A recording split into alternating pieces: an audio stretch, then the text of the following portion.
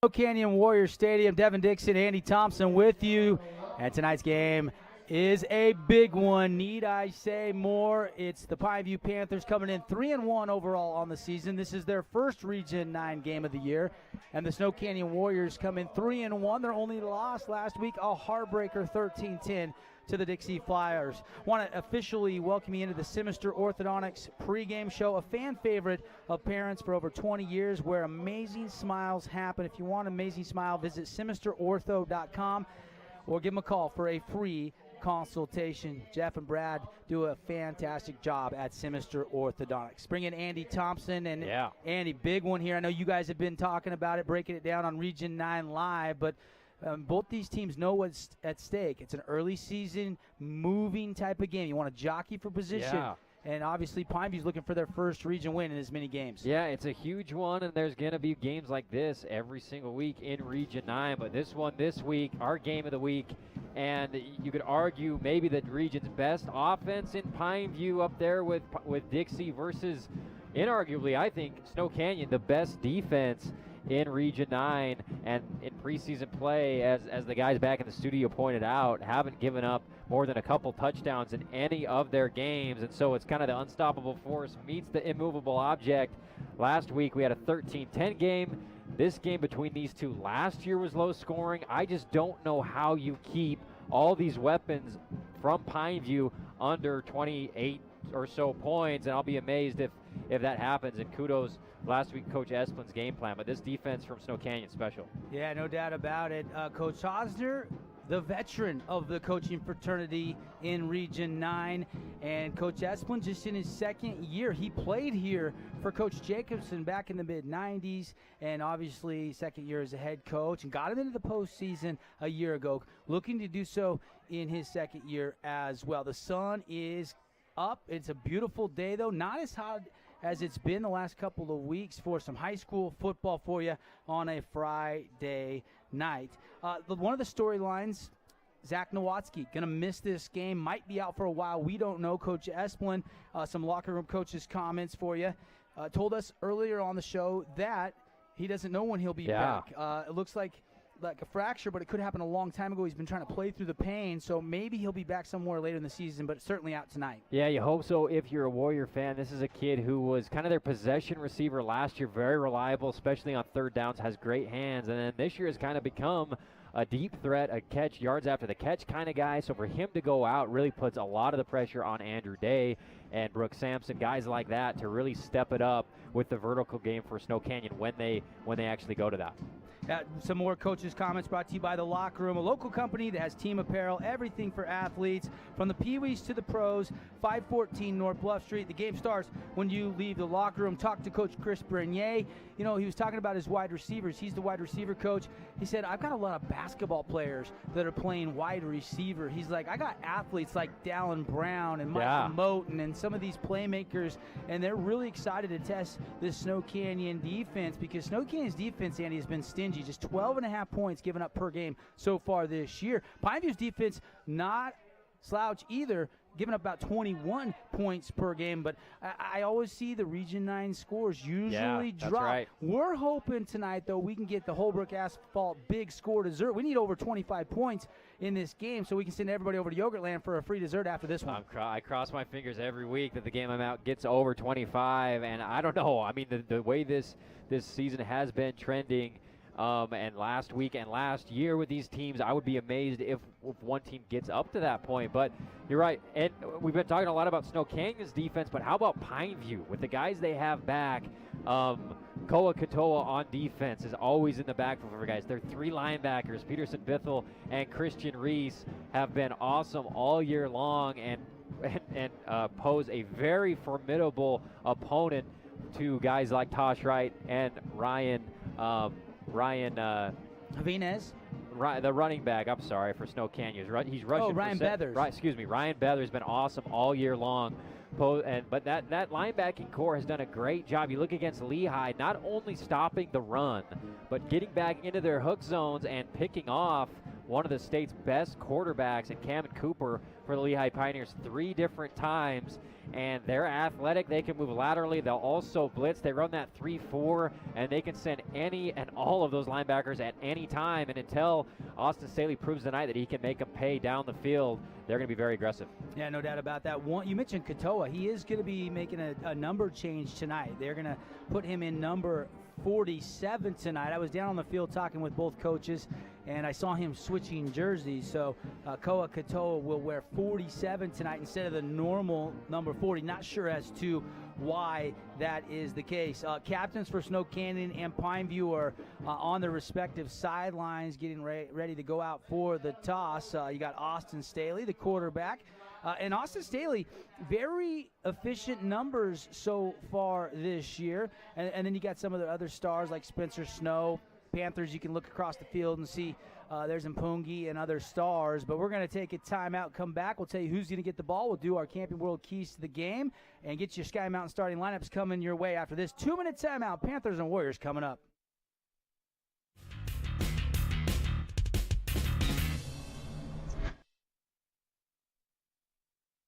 Welcome to Understood.org, a free online resource for the parents of the 1 in 5 kids with learning and attention issues. Here you'll get personalized recommendations, practical tips, daily access to experts, and more. Go from misunderstanding to Understood.org. There is a place where young and old make connections, where kids feel like grown-ups, and grown-ups feel like kids. There is a place where beauty arises in contrast, where wonder is universal, and laughter second nature. There is a place where friends find a future, families find each other, and feelings find their home. There is a place.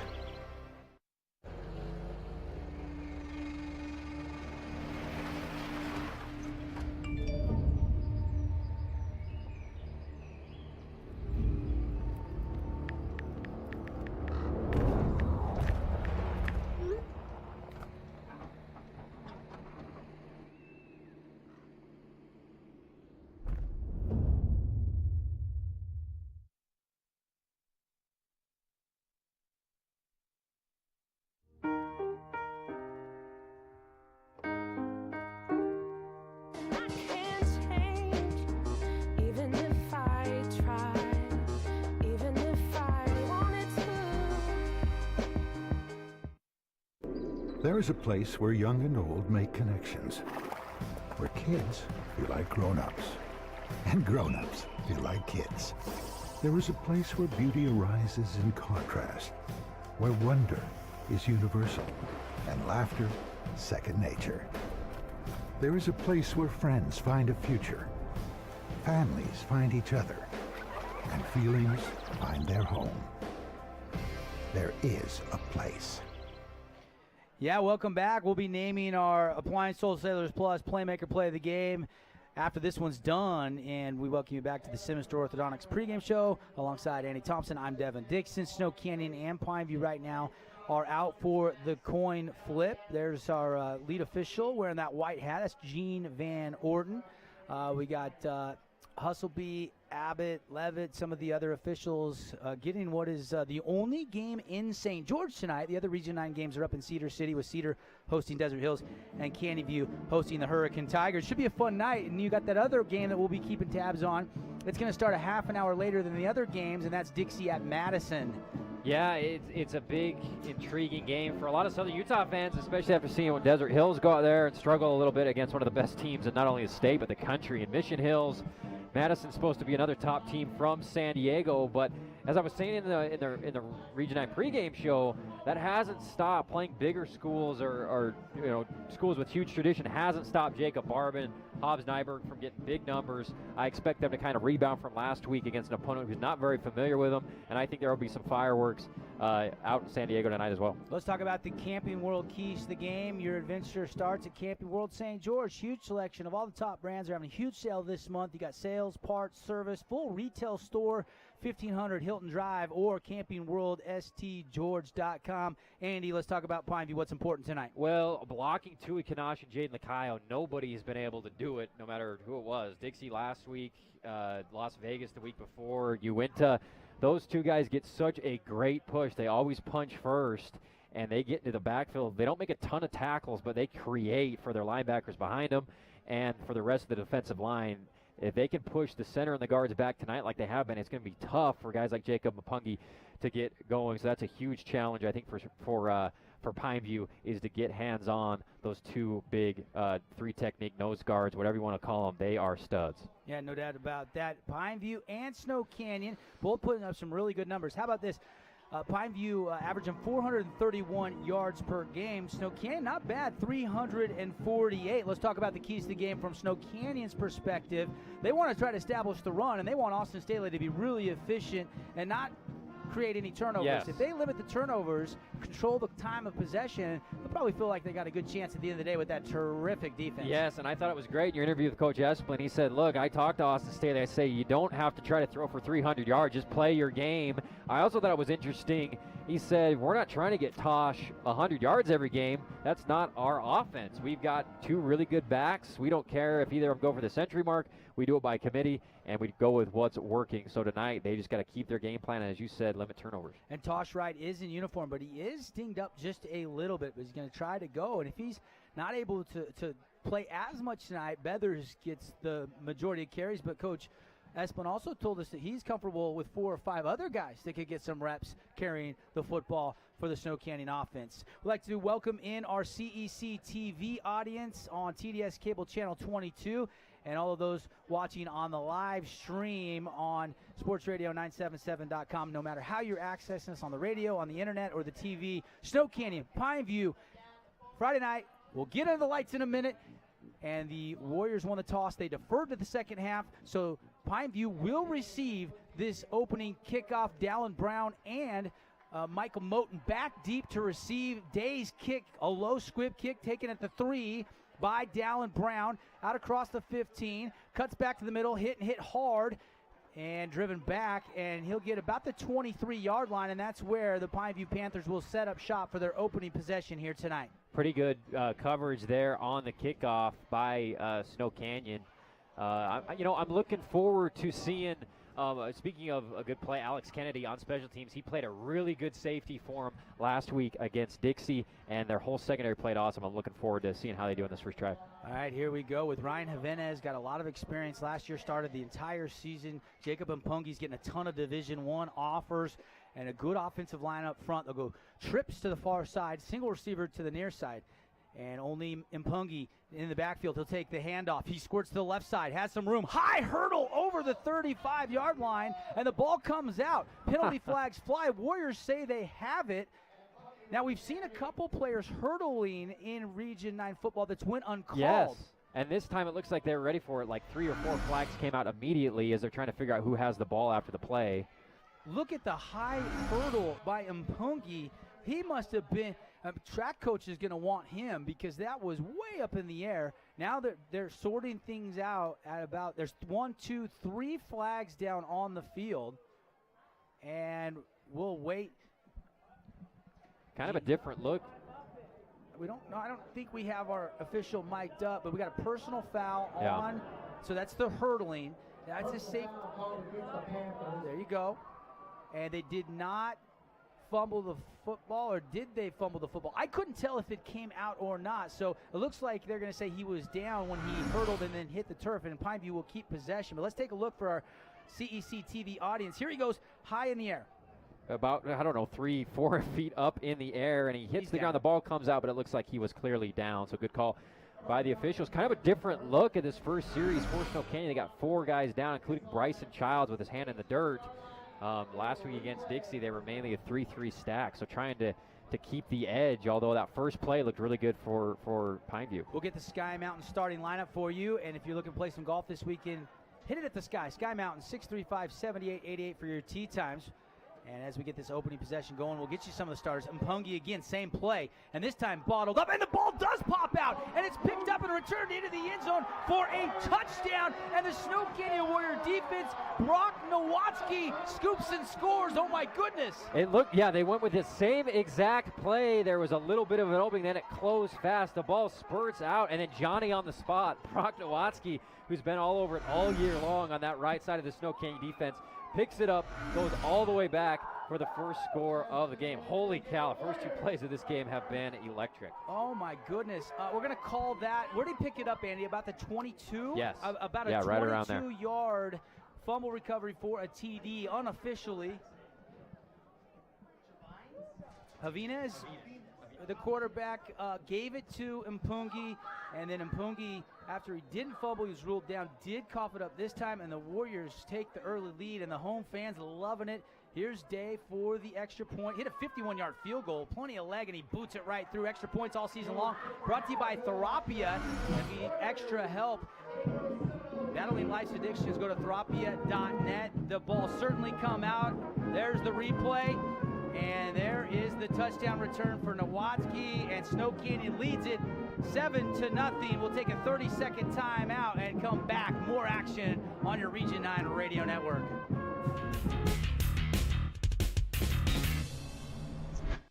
There is a place where looking out means looking in, where an impression lasting only a few seconds will be imprinted on a life forever, where courage is forged and innocence rediscovered, where remembering is rewarding and forgetting unforgettable. There is a place where truth is felt and where seeing is believing. There is a place.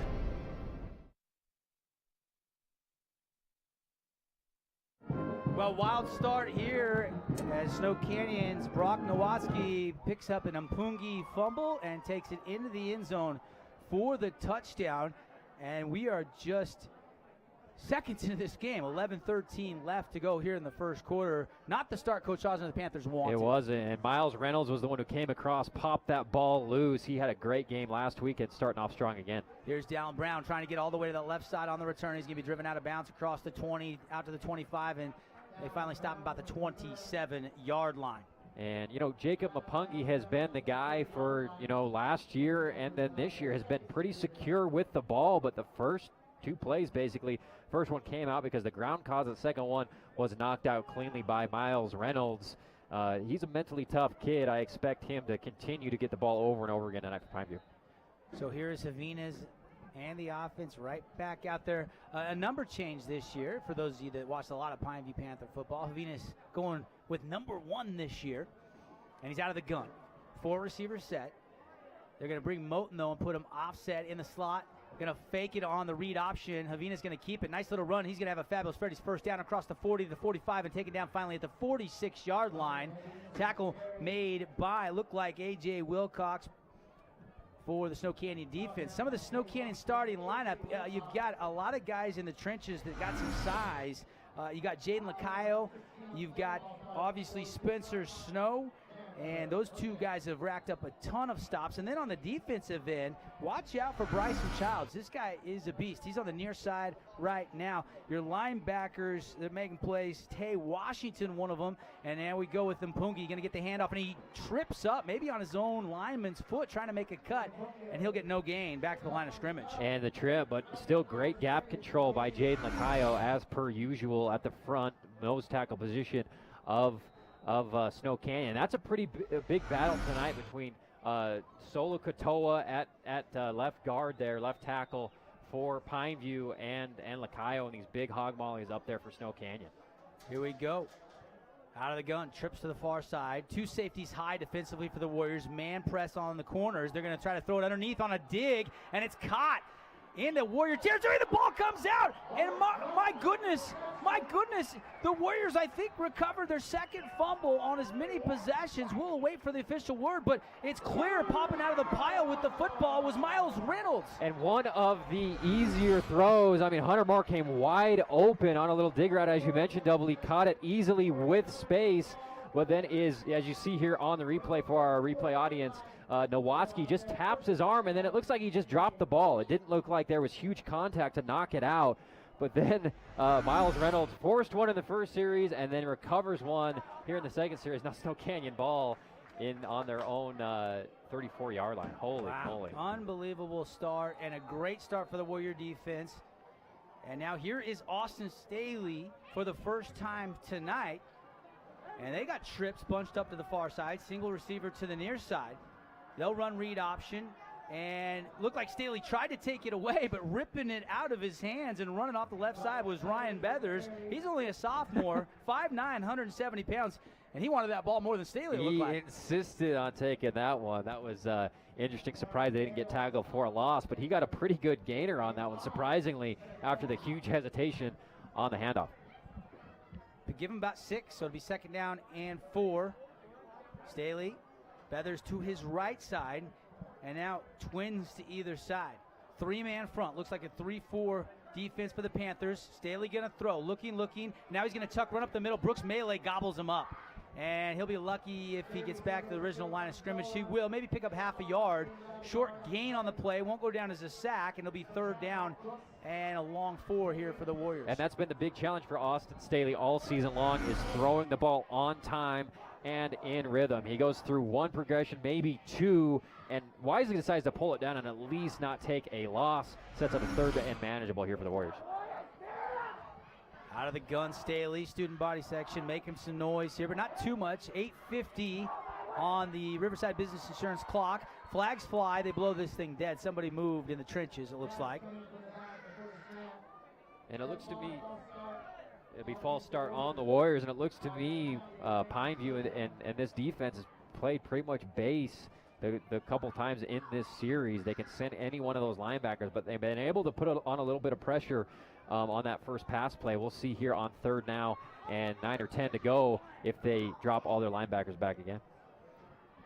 Devin Dixon, Andy Thompson with you here from Snow Canyon High School. 7-0 after Brock Nowatzki recovered a fumble and ran it back to the house. Now the Warriors have already got another fumble, but they need to convert on 3rd down. Pineview trying to get a stop here, rolling out of the pocket, throwing, and trying to find his man. That was Andrew Day, but the defense too good.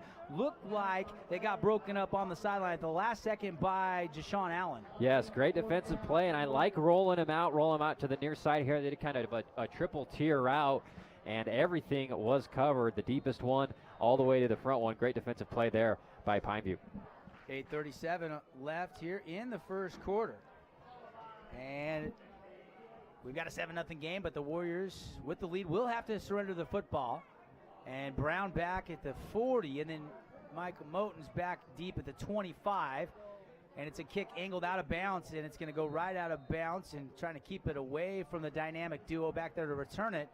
And Javinas in the Panther offense will have it at about the 35-yard line for their 3rd possession of the game. Already 2 turnovers. They got to protect the football on this drive and get something going. Yeah, sometimes there's just these games where you're not sure what's going on. I mean, you look at that last fumble by Hunter Moore, and there was barely any contact, and the ball just went to the turf. And then obviously Mapungi's had maybe 1.5 fumbles tonight, and looking to respond with a big play here in their 3rd series. And it's too bad because, as you mentioned, Hunter Moore had a 20-yard gain before he coughed that up, and they would have been about Snow Canyon's 30-yard line.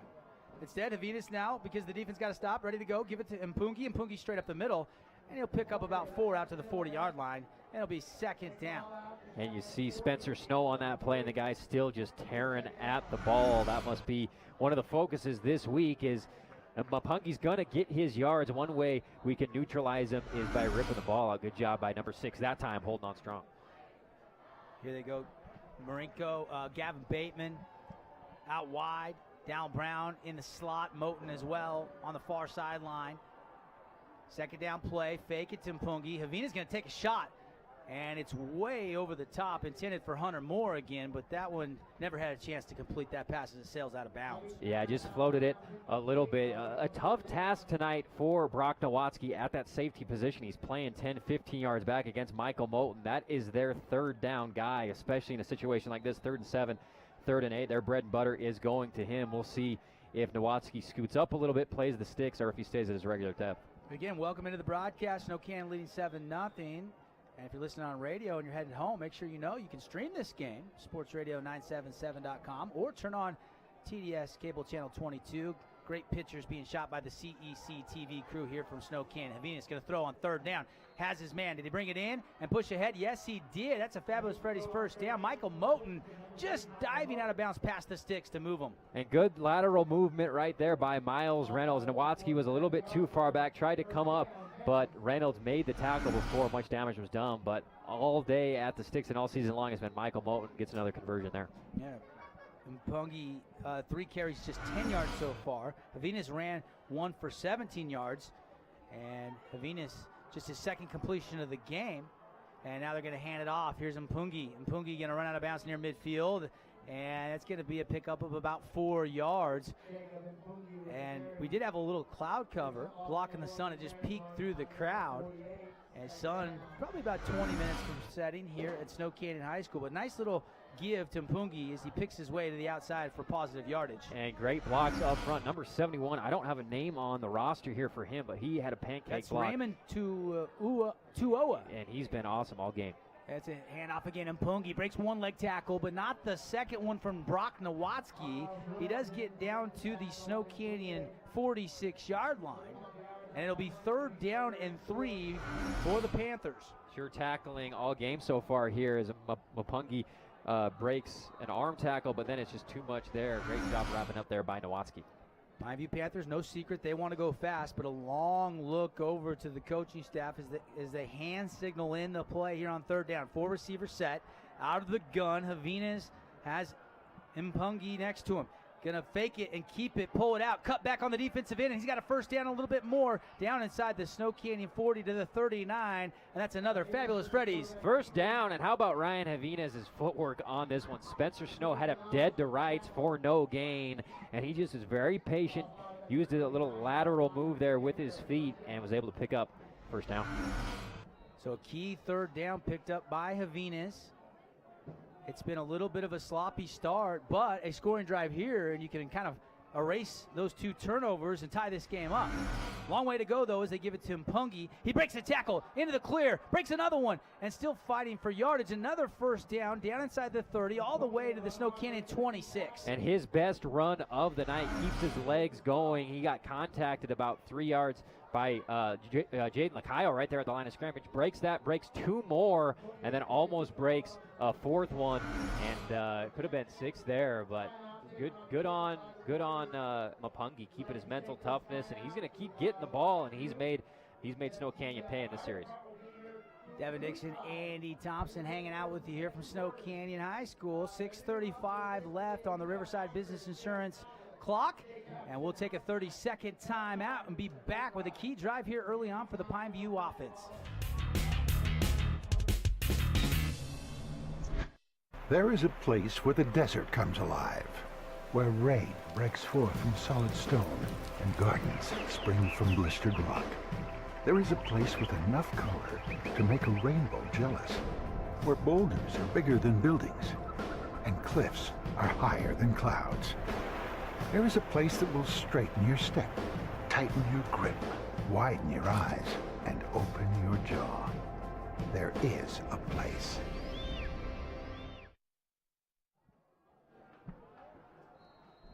Panther offense approaching the Red Rock Real Estate red zone. If you're looking for a realtor to buy or sell your home, go to redrockrealestate.com. 1st and 10, and whistles at the snap. They're going to blow it dead. 2 early turnovers for Pineview, and yet here they are on the march, trailing just 7-0. And that's a false start against the Panthers. That'll back them up, and that'll make that just a little bit more difficult. But they've been chewing up some clips of yardage on this drive. They have, and even on first down, I like this look Snow Canyon has defensively. They brought Nowatzki up and are playing kind of a one-high look with Kennedy deep on the right side, and I like them not giving Moten that big of a cushion. 4 receivers set. Got Bateman here to the near side. Moten in the slot. Far sideline, you got Brown, and then Hunter Moore. And now they got a offsides call, so those 5 yards granted right back to Pineview, and it's 1st and 10 again. Out of the gun, Havinas. Senior season for the Panther quarterback. Looking to throw. Takes a drop and it's batted down. There's Spencer Snow. And sometimes as defensive end, if you feel it's going to be a quick slant, you just stay there and get a mitten on it. He's a smart kid. We saw swats like that on the basketball floor as well, but he's got size. He's got the head to do what we're seeing here on the replay. Wasn't sure if he was going deep or it looks like he was going to Mapungi, who looked to be wide open, but great job getting a big mitt up on it, Spencer Snow. And what's his name? Number 65 for the Panthers. I think it's Noah Cogdiga. Really had a nice job blocking, and that's why he was there. And here's Mpungi, quick hitter. He's going to have the first down and out of bounds down around the 10-yard line. And looks like going to be first and goal for the Panthers. And good job once again by this Pineview offensive line. We're seeing it on the replay. They pull around the right tackle, and there's been seams all night long for Mapungi, and he's taken advantage of it. Snow Canyon did a good job last week against Dixie, kind of controlling Ammonite Queen. He got his numbers, but it took him several carries, but Mapungi's getting them in chunks tonight. They are officially in the Red Rock Real Estate red zone, and here's the handoff faked and kept on the read option. Javina's going to run it down near the 5, and the Warriors lead 7-0.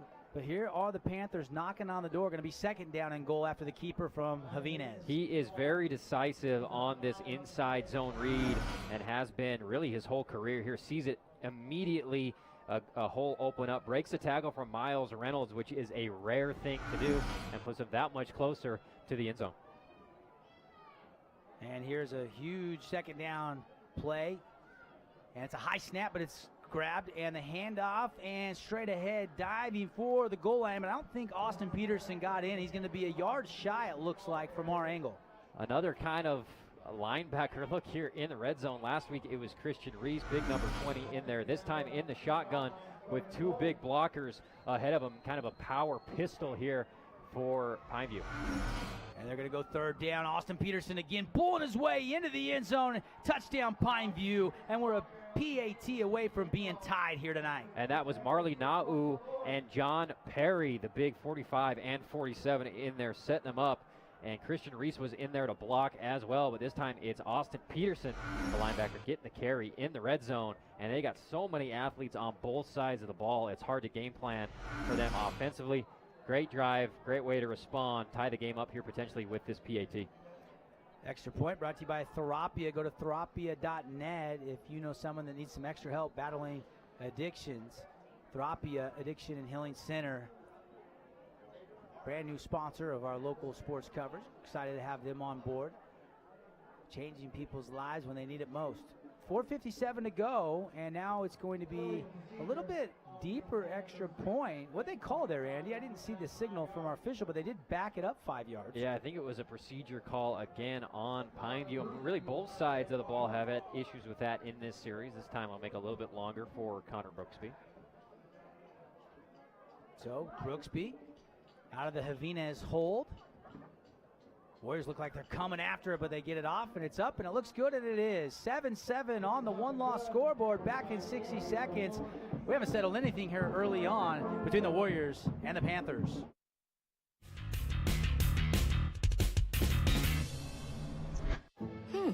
Maybe you can make retirement happen.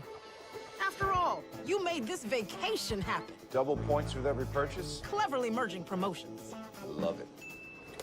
Cross-referencing travel sites. And booking all your flights with those... Vouchers. I got us bumped. They were like, oh. But now they're like... Aloha.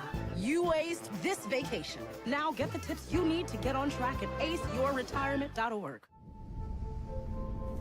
After 15 years of smoking, Eva Marie quit. There's a new lung cancer screening that could save her life. You stopped smoking. Now start screening. Learn more at savedbythescan.org.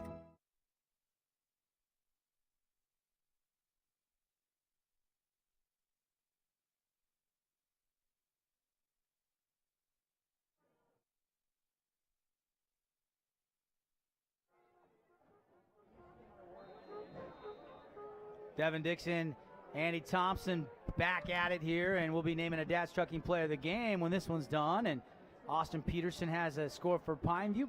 Brock Nowatzki, the fumble recovery, and about a 22-23 yard scoop and score for the Warriors as we're tied at 7. Kickoff is going to go deep into the end zone and unreturnable. And the Warriors and Austin Staley, their senior quarterback, will set up at the 20-yard line. And really, yet for Snow Canyon, have they put together a drive offensively. Obviously, they had the scoop and score by Brock Nowatzki, and then they got another turnover and had to kick it away. But so far, unable to really get anything going, throwing the ball or running it, have the Warriors so far in the first half. And the crowd, camo night here. You got a lot of Warrior fans wearing the camo. And you look over at the opposing bleachers, and as you expect, only a seat or two open for this one. As both teams, and really the only two teams playing a high school football game in St. George. The other two games are up in Cedar City. And early on, Canyon View has a 3-0 lead over Hurricane.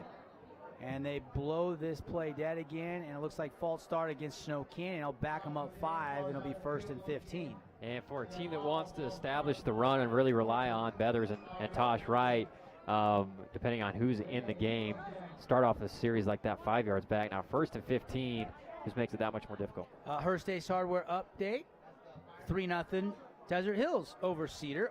Already just 2:48 left in the first quarter, but 3-0. So a couple field goals in those other two region games. Dixie is going to kick off in about 6 minutes down in California. It's a 6:30 Pacific kickoff, so 7:30 Mountain Time. Man in motion, they fake it to him, and scissor handoff to Beathers, and Beathers is going to be taken down after a short gain. And he'll get about 2 yards, and that's it. It'll be 2nd down and 13 for the Warrior offense. And Brennan Bithell just shoots gaps. He's an excellent linebacker. Him and Koa Katoa kind of playing the middle in that one, and it was Bithell and also, Christian Reese as well. Those 4 linebackers just do a great job of attacking openings when they see him, and the line does a good job keeping the guards and center off of them. So here is Staley out of the gun, trips to the near side. No pressure, just a 3-man rush for the Pineview defense. Melee giving chase as Staley's flushed out of the pocket and finally taken down by Katoa and carried him a yard or two out of bounds as he went for a ride on top of Austin Staley. And it'll be about a 4-yard gain. And it'll be 3rd down and about 8 or 9 yards to go, depending on the spot. Looks like about 3rd and 8 for the Warriors. And Staley has a decent amount of time. They only send 3. Brooks Melee on the left side is blocked pretty well, being double team. It's not till Koa Katoa decides to run in there delayed, but so far Pineview really covering really well down the field against Snow Canyon. Trips to the near side, single receiver to the far side. Again, no Zach Nowatzki. He's out tonight. Might miss some significant time, the wide receiver for the Warriors. Staley going to throw. Blitz comes by Katoa. He's flushed out. Melee hits Staley, and he just has to throw it away out of bounds over the top of the Warrior subs on the sideline.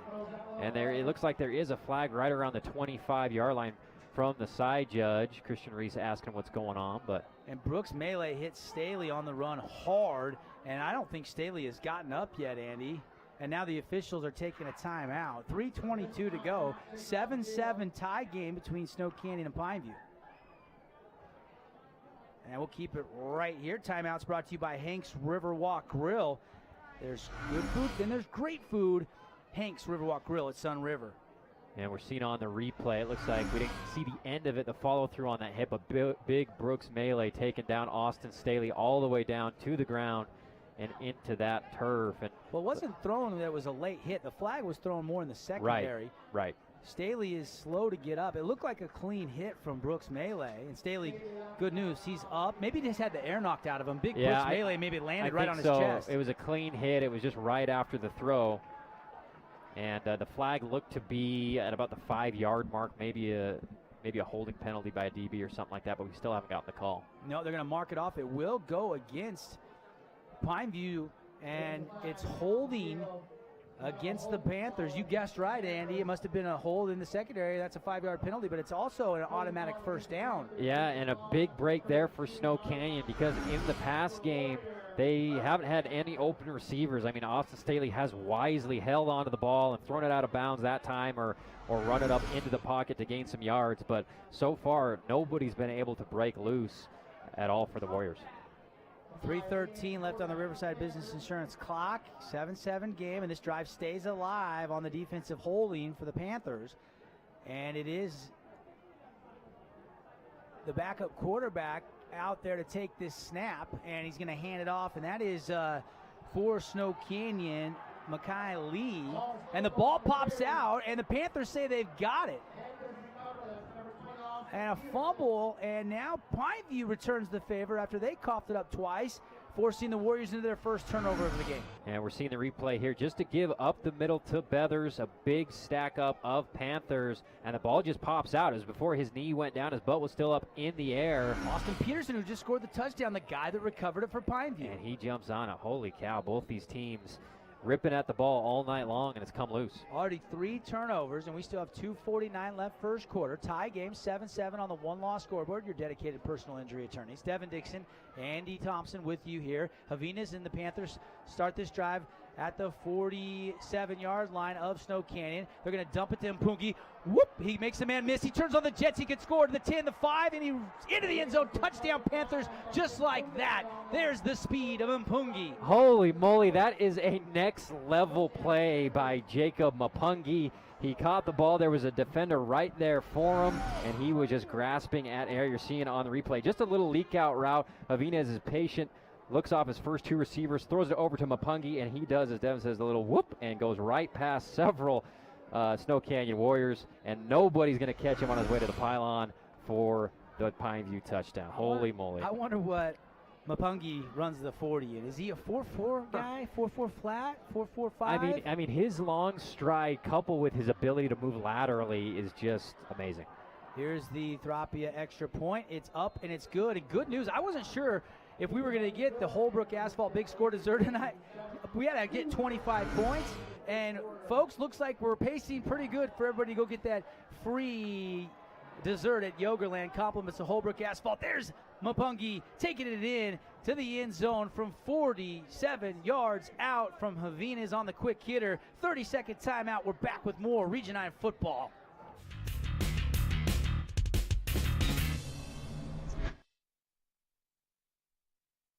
There is a place where rocks bleed and nature blushes on a battlefield green with envy, where dimples determine destiny and a tiny wooden tee holds the outcome in the balance. There is a place where friends are opponents and opponents are friends, where the prize is elusive, the conquest is captivating, and the score isn't settled till the drinks are down. There is a place.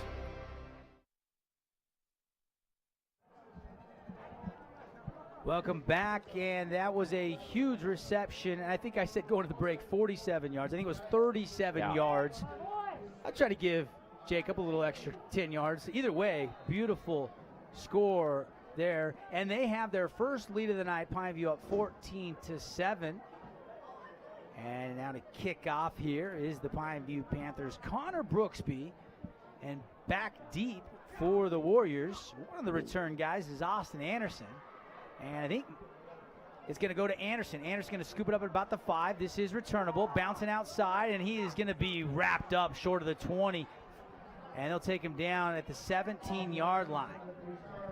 And will it be Austin Staley or Makai Lee at quarterback after Staley got shooken up a little bit?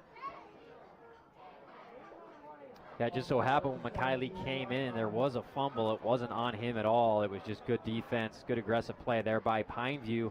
And it looks like Staley is coming back into the game for Snow Canyon. He's a tough cookie. Yeah. He's a Staley, and he's the 6', 175-pound senior. Just probably, I really think he just had the air knocked out of him. At least he's back in the game, out of the gun. And 4 receivers set, going to hand off to Taj Wright, and Wright's going to turn it upfield. His first carry of the night.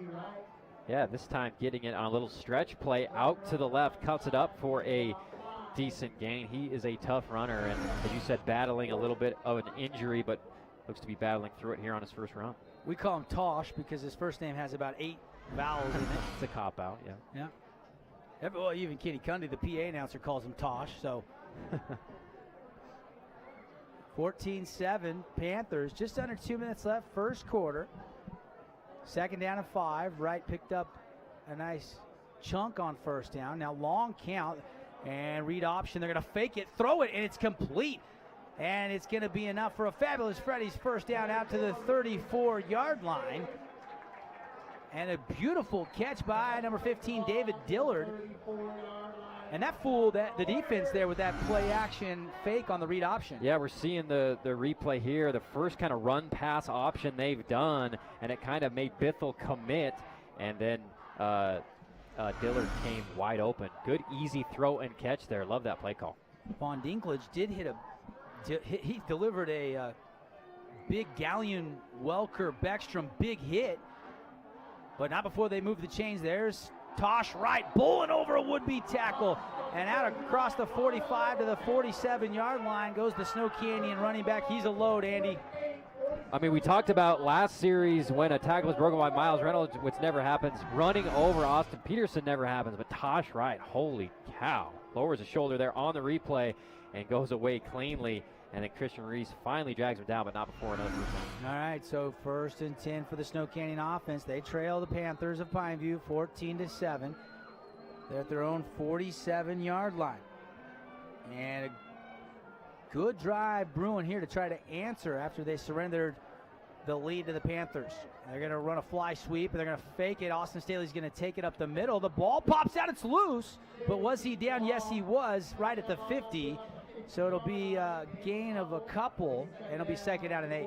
There has been a couple issues on these zone read handoffs. This isn't unique. I mean, this happens a lot in zone read offenses, but 2 times tonight where there's been a little bit of a miscue of who's leading the dance, as here comes the fly sweep, and then he brings it back in, and Staley goes down to the ground, and then the ball pops out. He's clearly down, but that's a tricky thing for a quarterback to figure out. So far, it's been a bit of an issue for Staley. Tosh Wright, since he came in, 2 carries for 18 yards already on this drive. They're going to fake it to him. Staley looking to take a shot down the field. Has a man, double coverage over the top, and it's complete. Andrew Day inside the 5 from Staley. Oh my goodness, what a grab. Actually, excuse me, that's Logan Nilsson with the grab. And what a throw delivery, the patience and the offensive line giving him time. They weren't wide open down the field. I believe actually that may have been Brooks Sampson, number 35. I was looking at the Pineview Panther roster. Yes. I forgot to flip it over. I apologize. That is absolutely Brooks Sampson. Yeah. My mistake. What a catch by Brooks. Amazing catch, because the defense was there right behind him, and the ball was placed perfectly. When with the Pineview Panther dragging on his back, he makes a catch. And here is the Warriors offense inside the Red Rock Real Estate Red Zone. They're going to give it on a fake, and then a flip, and it's into the end zone, touchdown. Oh my goodness, they flipped it to Carson Holyoke as Staley was getting hit, and we're a PAT away from being tied back up. I am blown away by the big plays in this game. It's becoming a shootout here, Double D. What a play by the senior quarterback. He's wrapped up completely. This reminds me of an NCAA football game on PS3, and he just pushes the R2 button somehow, and it flips out to Holyoke for the 2-point. It kind of reminded me a little bit of the state championship game. It was a little different setup, but still a remarkable play by Staley, kind of like Quinn Kaiser, Desert Hills made, right, with a little flip to win it. And this was a flip to try to tie it up, and they bobble the PAT, and Staley goes down, and Pineview's going to have a 14-13 lead on the one-loss scoreboard with no time left. And at the end of the first quarter, the Warriors, after that mistake on the extra point, are going to trail Pineview, but not after they tie it up. Back in 60 seconds on your Region 9 Radio Network and CBC TV.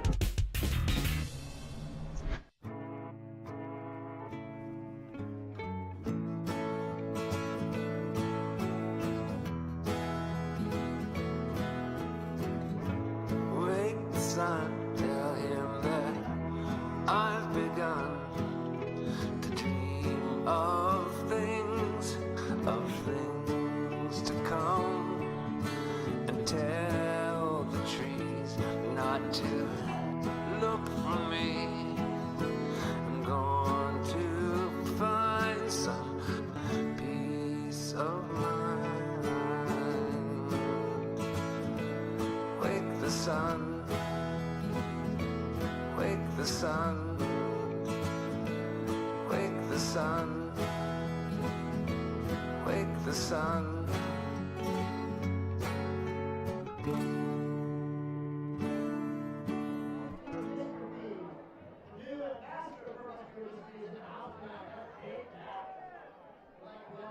put 12 minutes on the clock. Here we go. And if quarter two is anything like the fireworks of quarter one, Andy, we're in store for a good one here. 14-13. Panthers lead by 1 over the Snow Canyon Warriors. Yeah, we're flying really on both sides of the ball. Big plays, big defensive plays, turning the ball over. And just when Snow Canyon needed to respond and put together an offensive series, they did on that one. And again, kickoff in the air. This one's returnable. Here comes Dallin Brown. Brown out across the 20, out to about the 25, and that's where the Panthers will set up for their opening drive here in quarter number 2. Second quarter play-by-play brought to you by Southwest Diesel. For over 40 years, Doug and Darren have been there when you need a fix. Fixing anything at all. Southwest Diesel, also the originators of high performance for your diesel engines, meaning horsepower, chips, lift kits, upgrades. Go see Doug and Darren, Southwest Diesel. And I apologize to Brooke Sampson for not giving him credit for that huge catch. My first time, I've been on assignment out of town the last 2 weeks. My first time seeing Snow Canyon and Pineview tonight as they fake it to Mpungi. This is Javines, and he's going to run it out across the 35 to the 40. And pushing out across the 45. And that's going to be a 20-yard pickup on the read option keeper for the Panthers. And that side on the read option, whether it's a give or a keep, has been open. That seam opens up. They're kicking out Spencer Snow on that right side. Great execution and great blocking. You have to focus in on Jacob Mpungi. You have to. Absolutely. And so you send an extra body or two there, and then Javines goes the other way. And good blocking up front by the guys on the offensive line for the Panthers. Out of the gun, Javines trips to the far side, single receiver to the near side. He will give it to Mpungi on this one, and he's going to be hit and dragged down after a pickup of just a couple, maybe give him 4. And it looks like Spencer Snow might have got held because his pads of his shoulder are ripped out of his jersey. He's pointing, saying, look, I got the evidence here, but good job by Zach Ferguson, seeing some time at outside linebacker. Catching up to Mpungi, keeping a little bit of contain as good as he could, dragging him down. Tonight's game brought to you by Sky Mountain Golf Course. Looking for tee times, call 635-7888. Course is in fantastic shape right now at Sky Mountain. 11 minutes exactly left right now on the clock here in the second quarter. 14-13. Pineview with possession and the 1-point lead. Javines going to try to drive himself up into the pocket, and he's tripped up by Spencer Snow, and he goes down. Sacked by Spencer Snow, his 4th and a half of the year. And Snow tugged on his jersey once again, saying, I still got hold. I'll take the and one on that one. Swipes at his foot. You're seeing on the replay here. Maybe got grabbed on the inside still as Javines was trying to go in the pocket. Is able to drop down and grab him by the leg, bring him down. Javines, 4 of 5, 62 yards passing and a touchdown. Also 4 carries for 52 yards. And Mpungi, 2 receptions for that 37 yards and the receiving touchdown. And there's a pass by Javines in traffic, deflected and almost intercepted. Flags fly, and it looks like the intended receiver, Gavin Bateman, might have been hit early. As flags fly, this could be PI on the Snow Canyon defense. Yeah, very well delivered ball by Javines, just hooking right after the sticks about 5 yards. And I thought at first glance that it was a little bit early there on the defense by Snow Canyon. It will be PI on the defense. And that was a 3rd down pass, and that'll be 15-yard penalty. So looks like it's going to be 1st down from about the Snow Canyon 35-yard line here. So fresh sticks coming. Coach Todd Shaw is the OC for the Pineview Panthers. Yeah, wide receiver coach Chris Brenier, longtime Region 9 coach. And he's also the Pineview girls basketball coach. Todd Shaw also assistant men's basketball coach for Pineview. And Coach Hosner, the longest tenured coach in Region 9.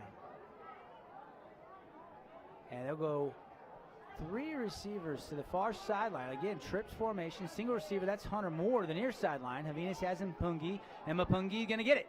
And he's going to be driven out of bounds and brought down. It's going to be a pickup of almost 5 yards, and now maybe a flag. And did a horse collar call there maybe coming, Andy? Yeah, there was a lot of grabs up around his shoulder area. I think you might be right here on this one, Devin. Good contain once again on that left side. And now Looks another illegal flag. and maybe some talk in there. Uh-oh. A late flag and a personal foul is called.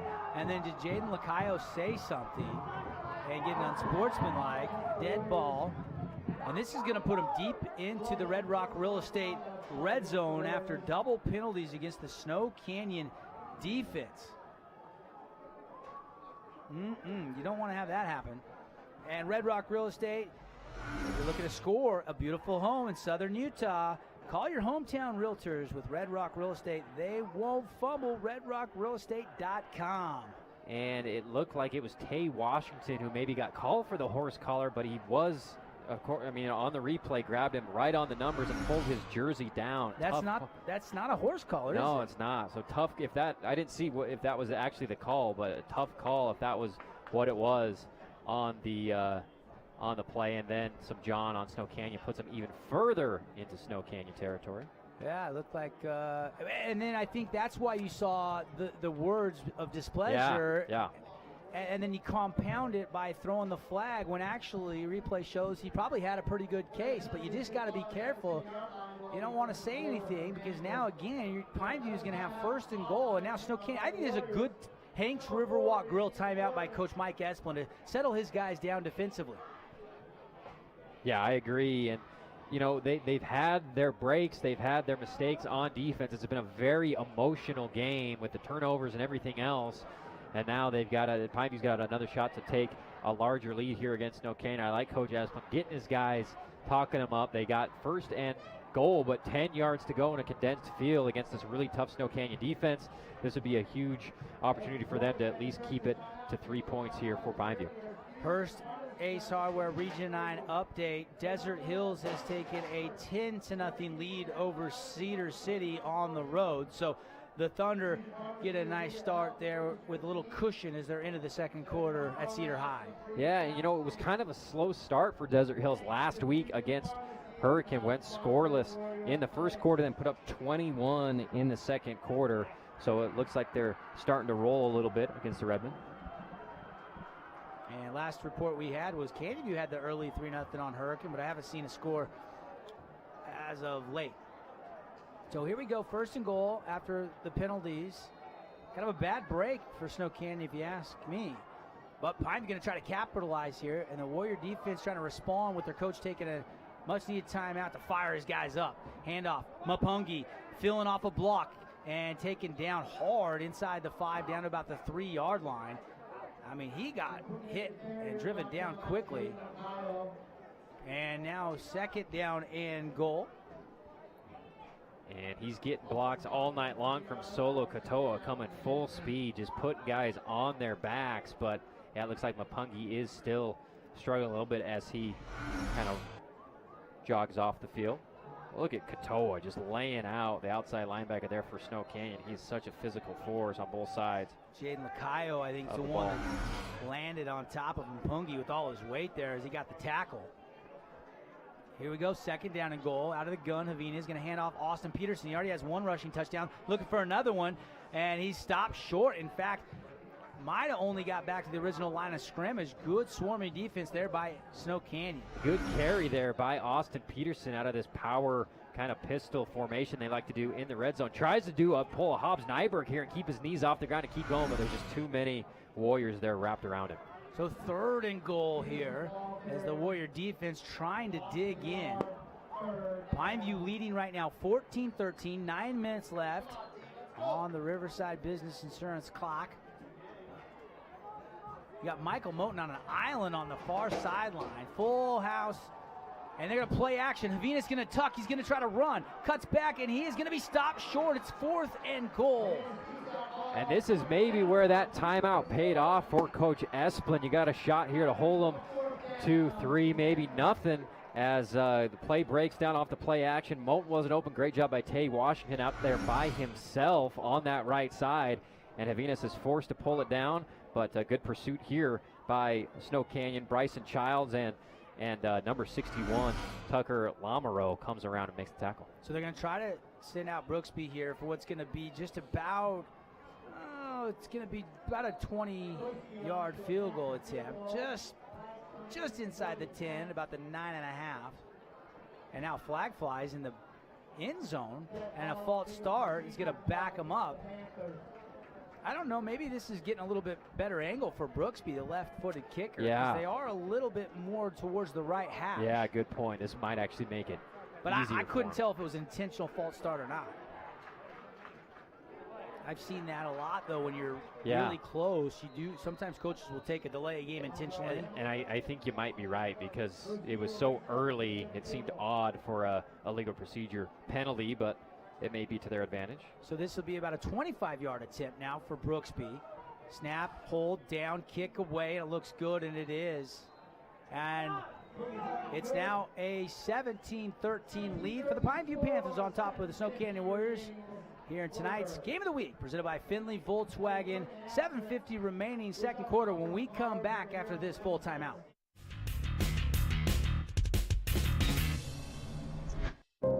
Por las cosas que nos pueden mantener seguros. Y ahora, las que llevamos con nosotros ofrecen alertas inalámbricas de emergencia.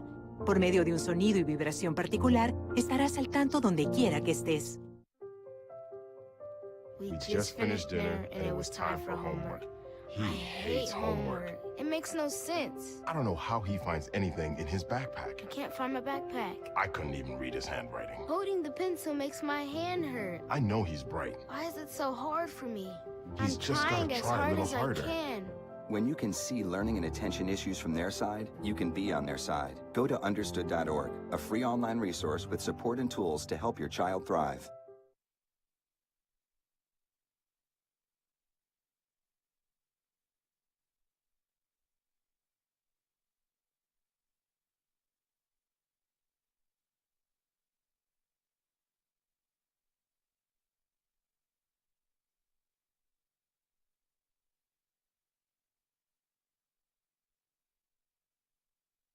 Welcome back. Devin Dixon and Andy Thompson kickoff fielded at the 5 by the Warriors and tripped up immediately. And a good tackle. I didn't see who cut in there on special teams, but they cut down Tay Washington quickly. Yeah, I think it was Austin Peterson. I think that's his second tackle on the kickoff team. I love coaches that allow their starters to come in and make big plays, and Brandon Biffle's right behind him.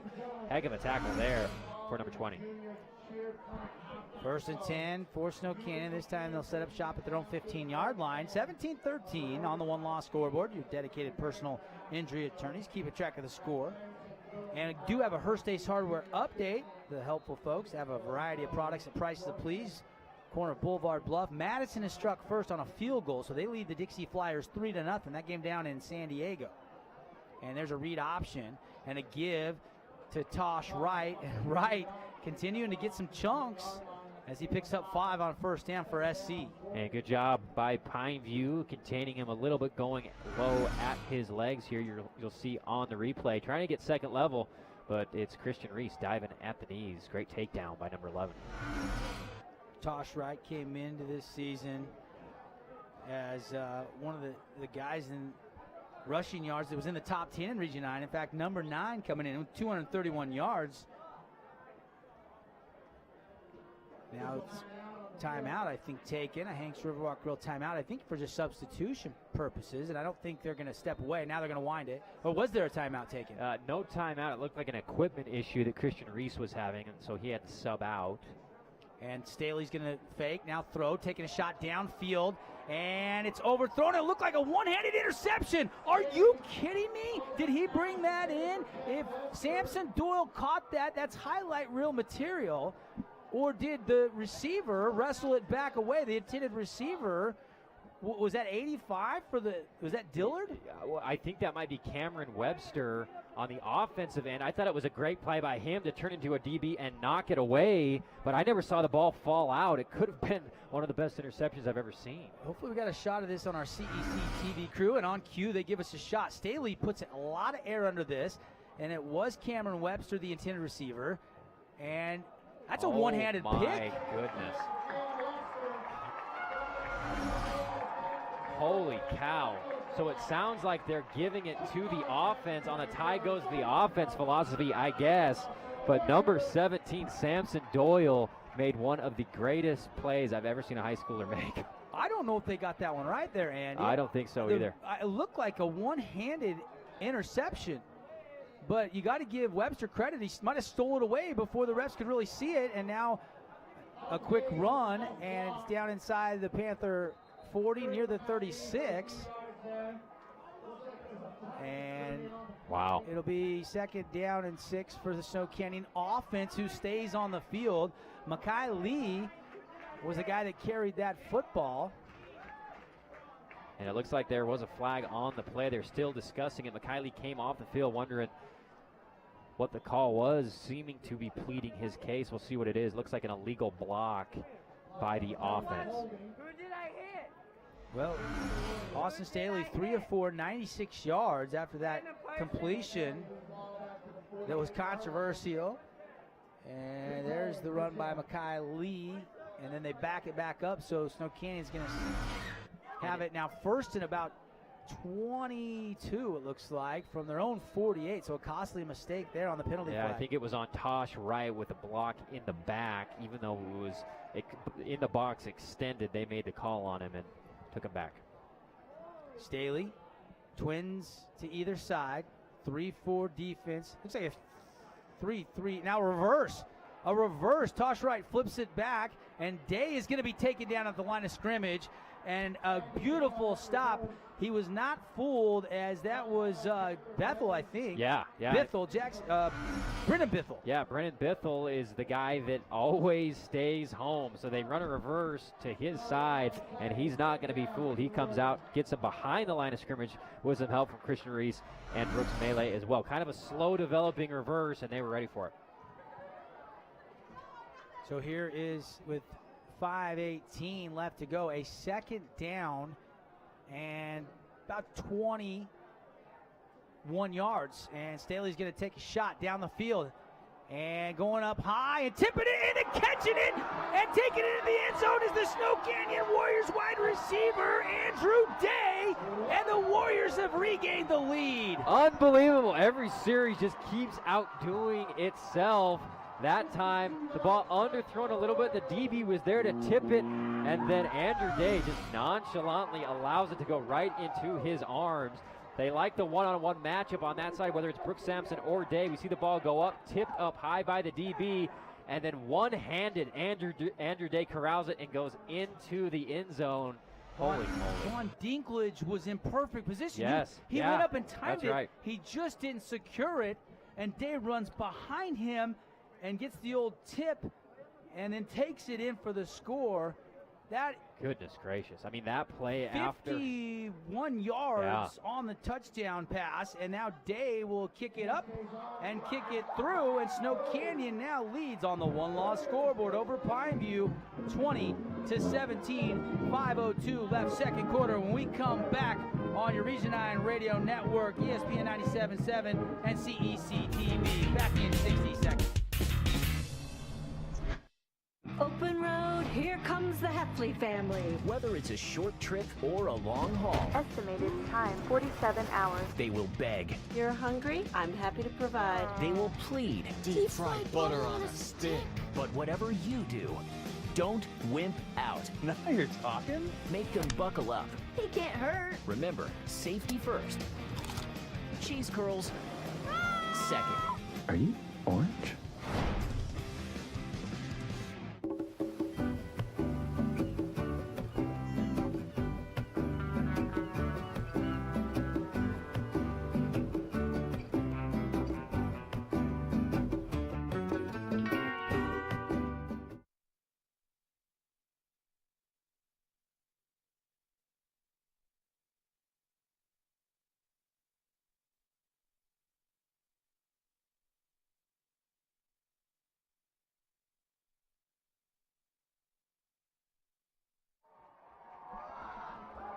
Warriors kicking off, and they have the 2017 lead, 5:02 to go, and that's through the end zone for the touchback. And this game has had fireworks since we started. There's been big play after big play, and you know what? Good news, everybody. This is starting to turn into a shootout, and that means we are closing in on our Holbrook Asphalt big score dessert. We just need one of these teams to score over 25 points, and Holbrook Asphalt will buy everybody a free dessert at Yogurtland tonight after the game, and we're one touchdown away if the Snow Canyon Warriors get it, and we're just 8 points away from Pineview Yeah, helping out on that. I'm dumbfounded by the slugfest this has turned into. Just big play after big play. I mean, that drive was just amazing. Holy cow.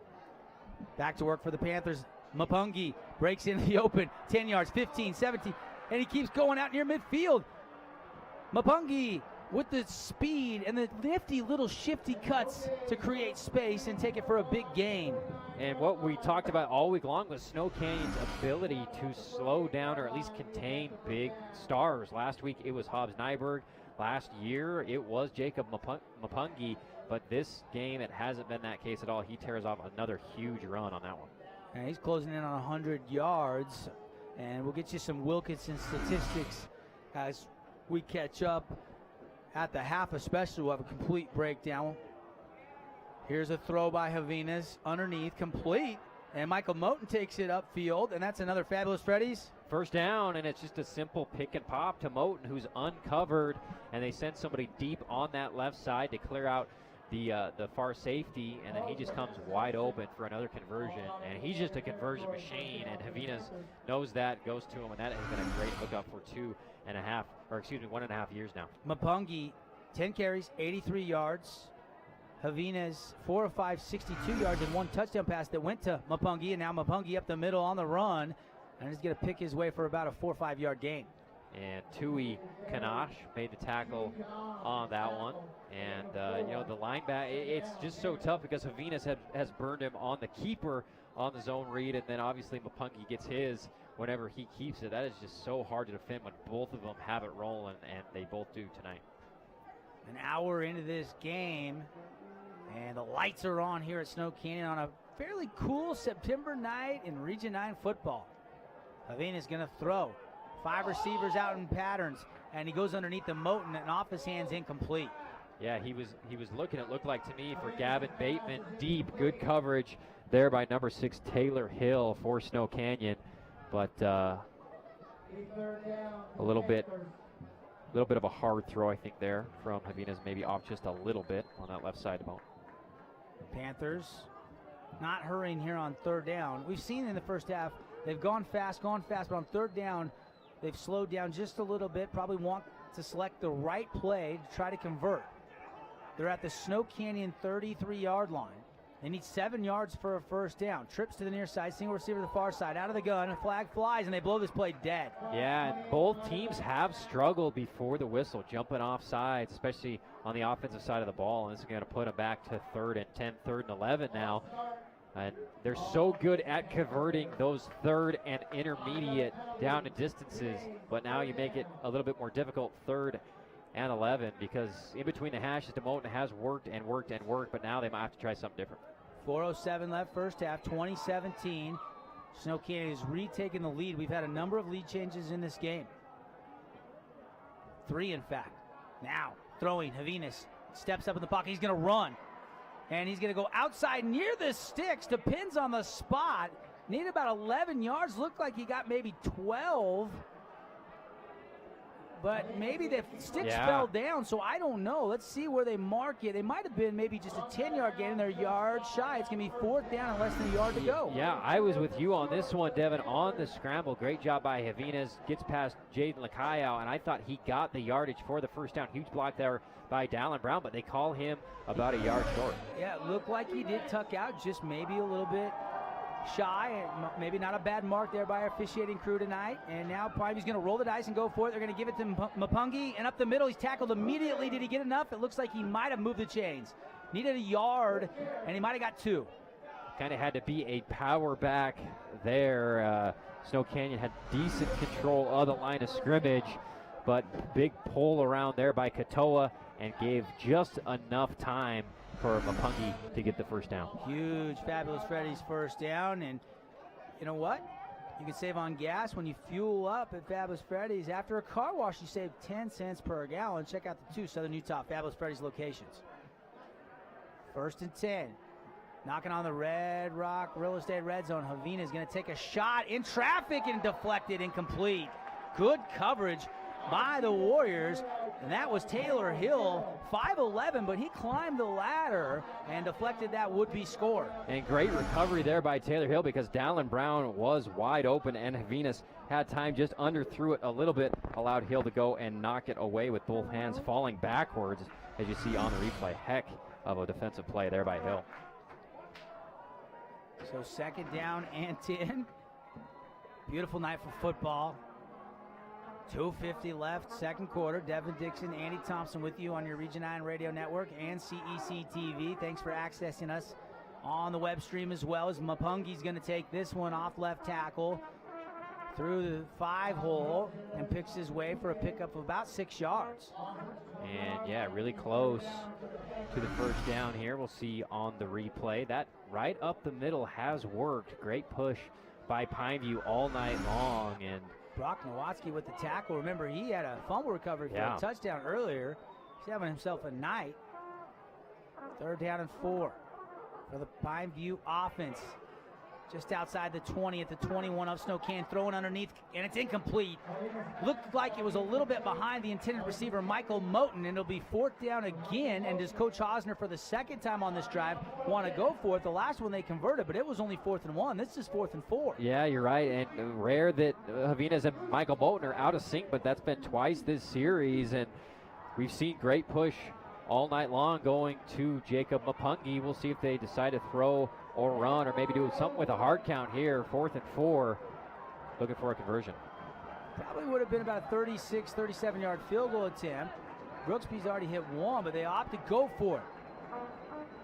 2:13 to go, first half. Avina's going to throw. Quick hitter and incomplete over the head of Mapungi, and the Warrior defense gets the stop they were looking for. It looked like Mapungi was open, and Javinas just threw it too high. Yeah, not the best series there for Javinas. I thought for sure they were just going to do a draw with 5 wide, but he had Mapungi. He was open, just went too high. So the Warriors offense will trot back on the field with 2:09 left on the Riverside Business Insurance clock.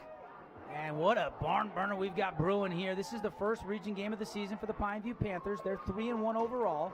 Their only loss was to one of the best teams in the state, Lehigh. Snow Canyon's only loss came last week to Dixie, 13-10 in their Region 9 opener.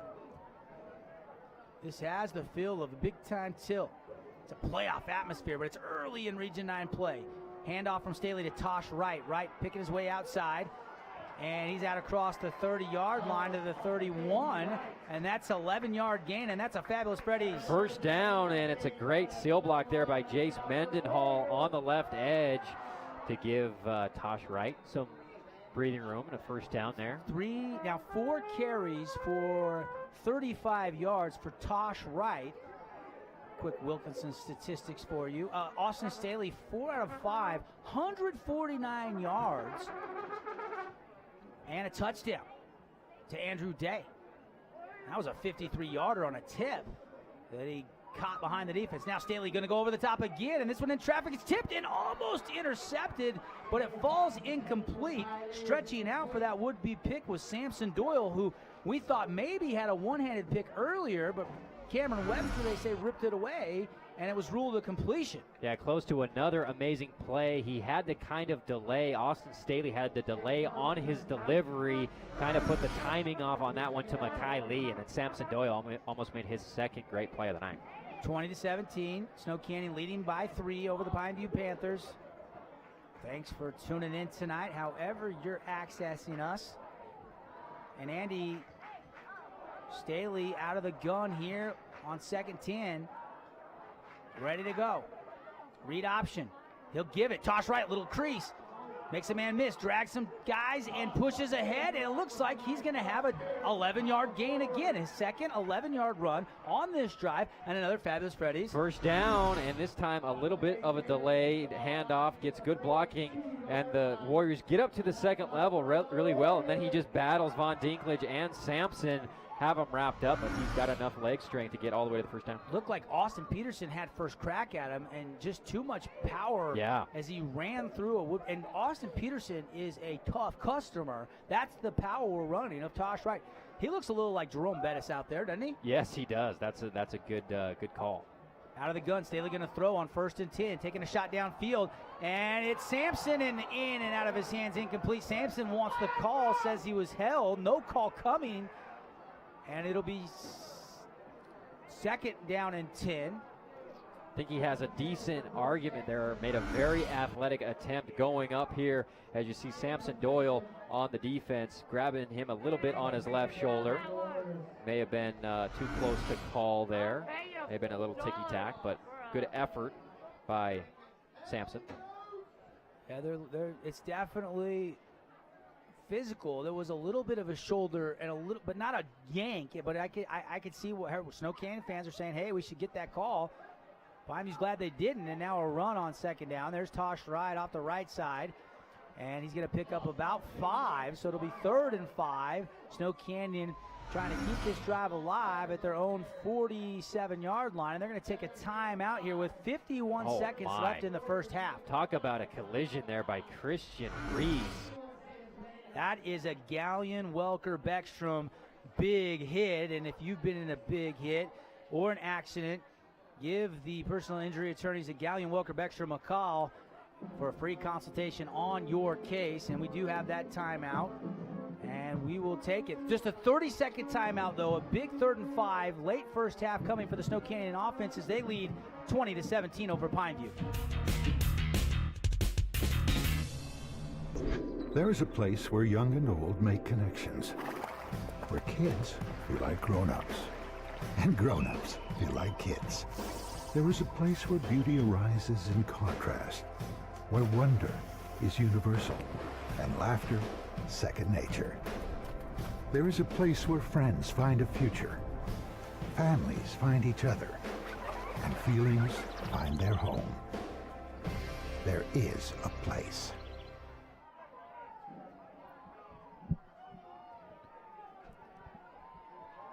Yeah, they'll be bringing you the postgame show a little later. It's 3rd and 5 for Snow Canyon. Do have an update on Desert Hills in just a second for you after this play. As Staley's going to throw, looking left, and then finally getting rid of it, and it's caught, but it's short of the 1st down markers as Bithell makes the stop quickly, and it's going to be 4th down and a long 3. And now looks like we've got another stoppage here. Quick Hearst Ace Hardware update. Sewell to Brock Perry, and the Thunder laying it on Cedar right now, 23-0 up in Cedar City. Yeah, we've talked about the Javinas to Moten combination. That one, Sewell to Brock Perry, has been awesome all year long. Perry really developing as a receiver out of the backfield for the Thunder. Again, our timeouts all season long brought to you by Hank's Riverwalk Grill. Great food for a great price and a great offer for all you Region 9 football fans. As you see the replay on the sure-handed tackle by Bithell, you get 2 for, just mention the timeout special, you get 2 for 1 on a rack of ribs at Hank's Riverwalk Grill, and I've had them. They're absolutely delicious. So take your wife out, take your family out, and get some ribs. And don't forget to ask your server for the timeout special at Hank's Riverwalk Grill at Sun River Golf Course. And it's 4th down, and the Warriors going to send on the punt team here near midfield. They're at their own 48. Panthers prepare. Oh, and he low snap, no rush coming, and he gets it away. Good job by Day, and it's a short high kick that's going to take a favorable roll down inside the 20, and finally will be down at about the 17. And it'll be interesting to see what Coach Shaw does here offensively, because they have had big plays with Mapungi, but throwing the ball down the field hasn't gone Pineview's way most of the first half. We'll see if they're aggressive here with only 25 seconds remaining in the half inside their own territory. And our broadcast, again, with just 25 seconds, brought to you by Riverside Business Insurance. Workers' comp insurance has always been a hassle until now. They take the hassle out of workers' comp insurance and will save you money on all your insurance needs. Let Riverside Business Insurance save you money. And we'll get you a look ahead, our Ron Shell Station look ahead at the upcoming broadcast schedule inside our InfoWest halftime report. But it looks like they're going to throw. And Javina's throwing it out, and it's complete to Moore. And that's enough for a fabulous Freddy's first down. Pick of about 15, maybe 16. Great timing there on this out route, about 15 yards. What delivery. And Hunter Moore has been solid for him all night long. Sans the fumble early on. And this puts him in a position to maybe do something similar. Yep, 17 seconds. I think Pineview does have a timeout in their hip pocket.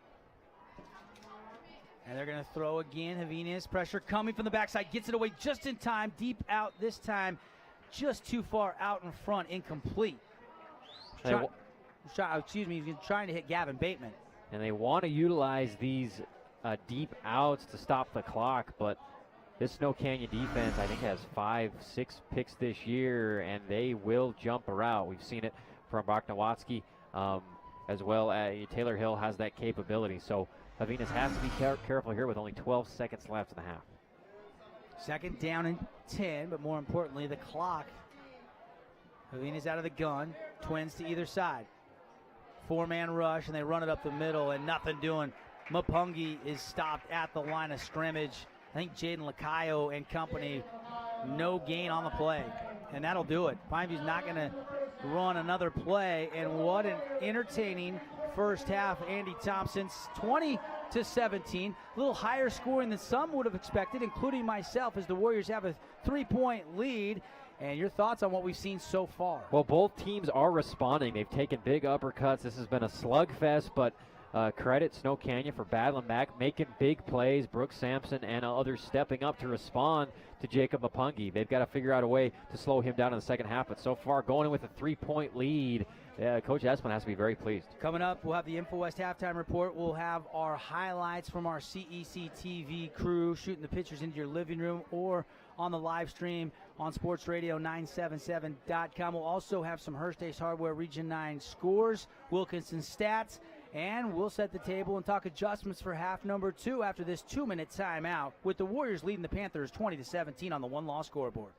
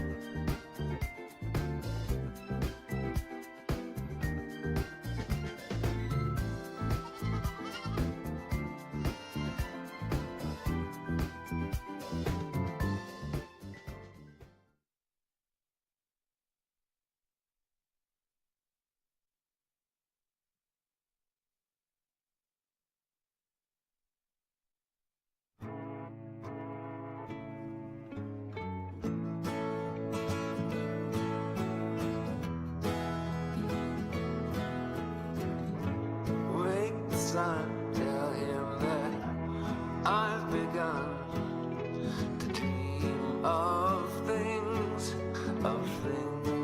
to come, and tell the trees not to look for me. I'm going to find some peace of mind. Wake the sun. Wake the sun, wake the sun, wake the sun.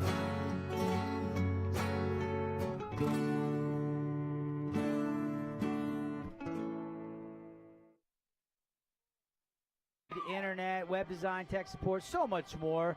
Clean internet, speed burst, you got to check it all out. They brought the internet to Southern Utah. You need the best. That's InfoWest. Learn more at InfoWest.com. And this was a very entertaining first half. And let's go to some of the highlights first, and then we'll get you some scores from around the region and some of the first half statistics. And for our radio audience, we'll try to recreate these for you as both these teams traded some turnovers early on. Mapungi has it stripped. and a 22-yard scoop and score from Brock Nowatzki, and the Warriors jumped out to the early 7-0 lead. Nowatzki's second defensive touchdown of the year.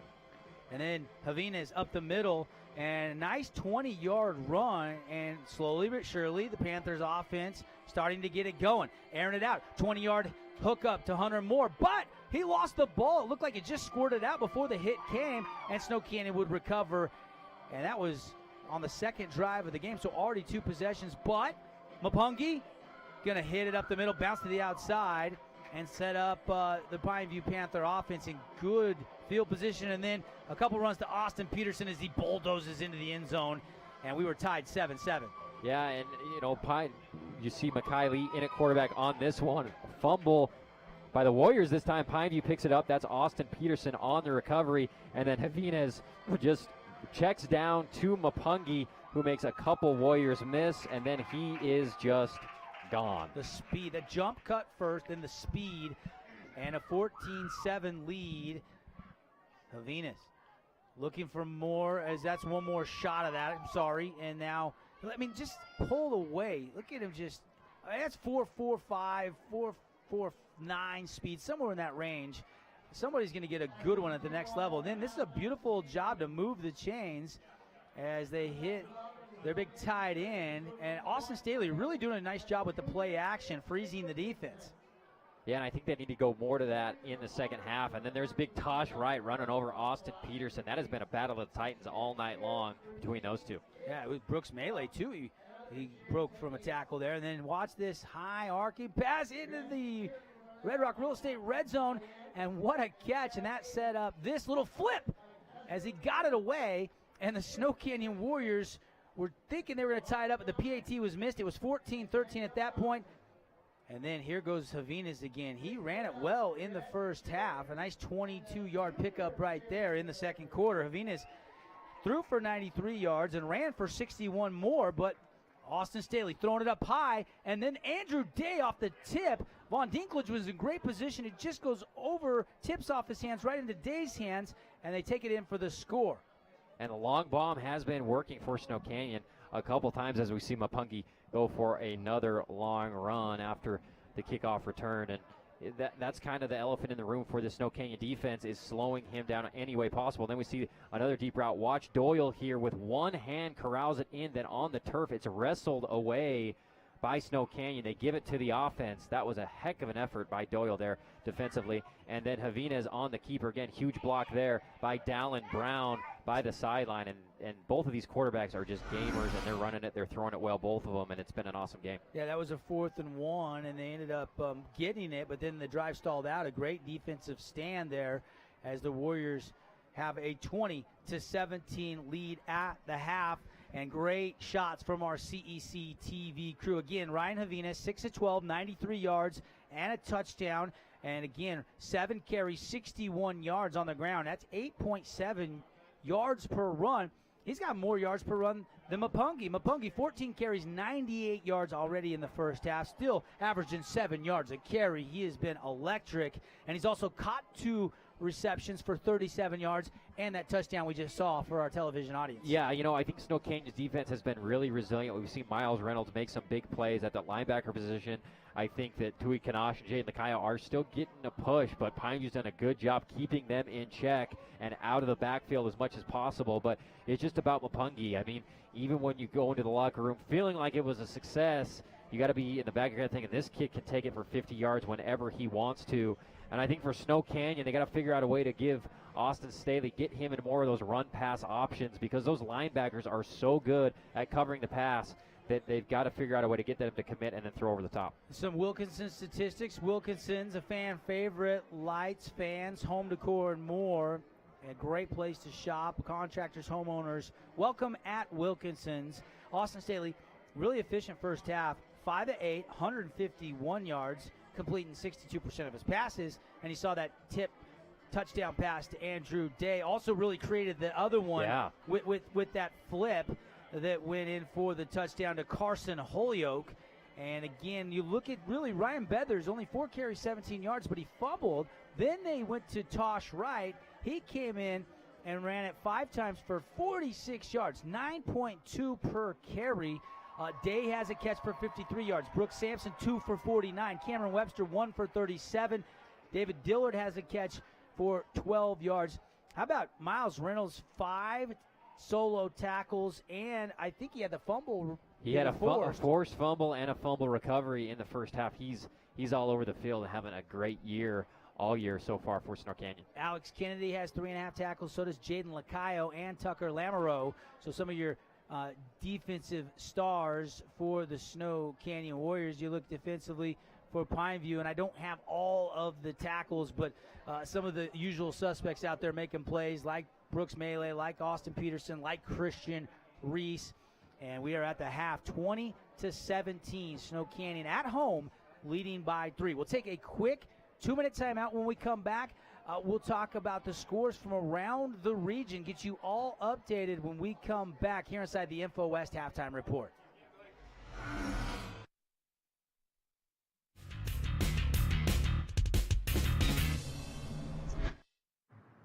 How can I help my daughter with her reading? Searching for help with Dachshund Reading. How can I help my daughter with her reading? Information on hot water heating. No. Sarah's bright, but when she's reading, she has trouble sounding out the words. World music, playing track now. No. Let me try. Our daughter gets confused about which details in a story are important. Which paper towels are most absorbent? What? Here are 5 product reviews. Why are you not getting me? See, I told you.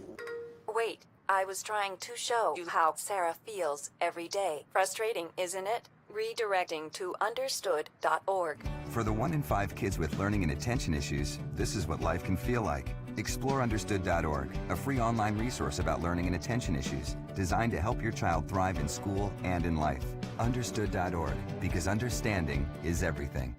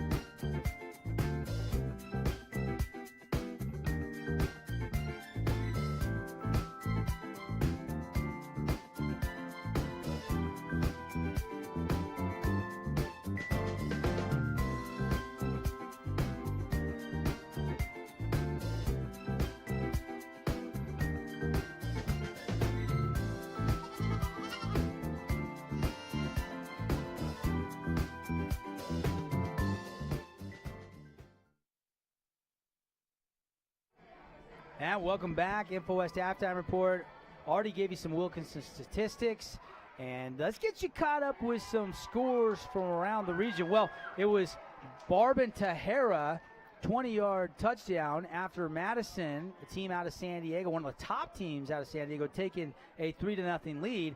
But that touchdown had given the Flyers a 7-3 lead. But Madison, the Warhawks, just bounced back with a score. And they have now taken the lead of 10-7 on Dixie late, well, probably midway through the second quarter. Desert Hills leading Cedar, last report at the half, 23-0. And then here, of course, Snow Canyon leading Pineview 20-17. The other game is Hurricane at the half leading Canyon after Canyon got a field goal early. Hurricane got a score, must have went for 2. They lead 8-3 from what we're seeing at the half. Andy, your reaction to those scores on our Hearst Ace Hardware Region 9 scoreboard update. Yeah, well, starting with that one, we know Canyon View got up early on Cedar as well, but this is going to be a game that flies by. They run it every single time pretty much, but it looks like Hurricane with a 5-point lead at halftime. You know, with where Dixie stands, now down 10-7, I think that they're going to be up in the 20s tonight, even against Madison, and it kind of shows Region 9 play. Teams with history, the score last week was 13-10. They go to a team in San Diego, one of the best in the area over there, and I think they're going to be able to move the ball, and so far it looks like they're doing okay. One other update, Tribe Indians lose 4-3. Finally. Yeah, that 22-game streak is over. And I appreciate Hearst Ace Hardware, A variety of products, always at prices that please. Hard to find items at Hearst on the corner of Boulevard Bluff, Main Street in Cedar City. We'll take another 2-minute timeout. When we come back, we'll talk second half adjustments here in our game. And I wasn't sure if we were going to get it tonight, but we are closing in at the half on our Holbrook Asphalt Big Score dessert with a 20-17 score. Either team scores over 25. Everybody can go to Yogurtland for a free dessert, compliments of our friends at Holbrook Asphalt, the leaders in HA5 and asphalt preservation. Back in 2 minutes as we close in on the second half kickoff. 2017 on the one-loss scoreboard. Warriors lead the Panthers by 3.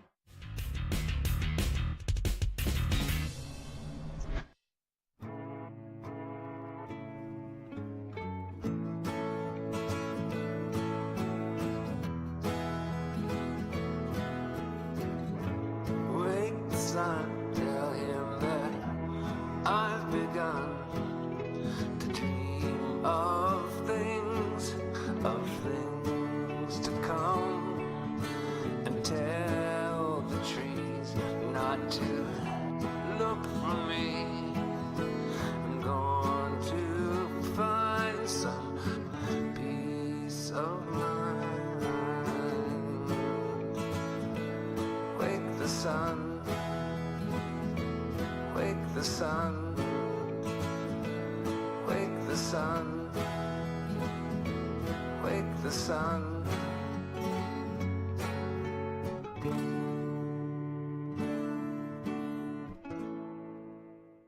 There is a place where rocks bleed and nature blushes on a battlefield green with envy, where dimples determine destiny and a tiny wooden T holds the outcome in the balance. There is a place where friends are opponents and opponents are friends, where the prize is elusive, the conquest is captivating, and the score isn't settled till the drinks are down. There is a place. There is a place where young and old make connections, where kids feel like grown-ups, and grown-ups feel like kids. There is a place where beauty arises in contrast, where wonder is universal, and laughter second nature. There is a place where friends find a future, families find each other, and feelings find their home. There is a place.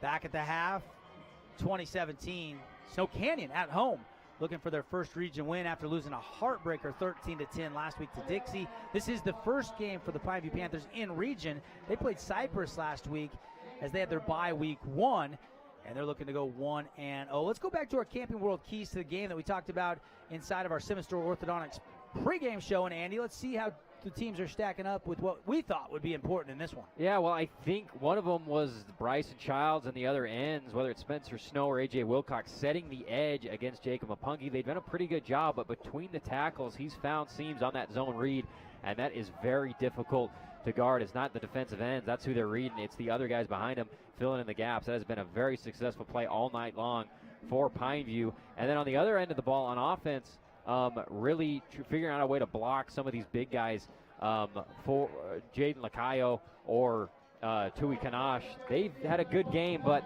they haven't been able to get into the backfield as easily as in games past, so credit Pineview there as well. And then for Pineview's defense, that deep ball, I didn't foresee this, but it has worked in the preseason and in the first parts of region play. Brooks Sampson has a penchant for breaking loose and making over-the-shoulder catches. That's happened a couple times. And then the pass to Andrew Day on the tip. Pineview's been there a couple times to make interceptions. They just haven't corralled it in and finished the play. Look for them to focus on that in the second half. Yeah, Doyle, we thought, had a one-handed pick. Yeah. But it looked like he was down, but Sampson dove in there right as he was going down and got the tie-up. And really, as an official, you go in running in there and you see both joint possession, so they give it to the offense. And that's just a tough break that goes against the Panthers, but there's not much you can do about it.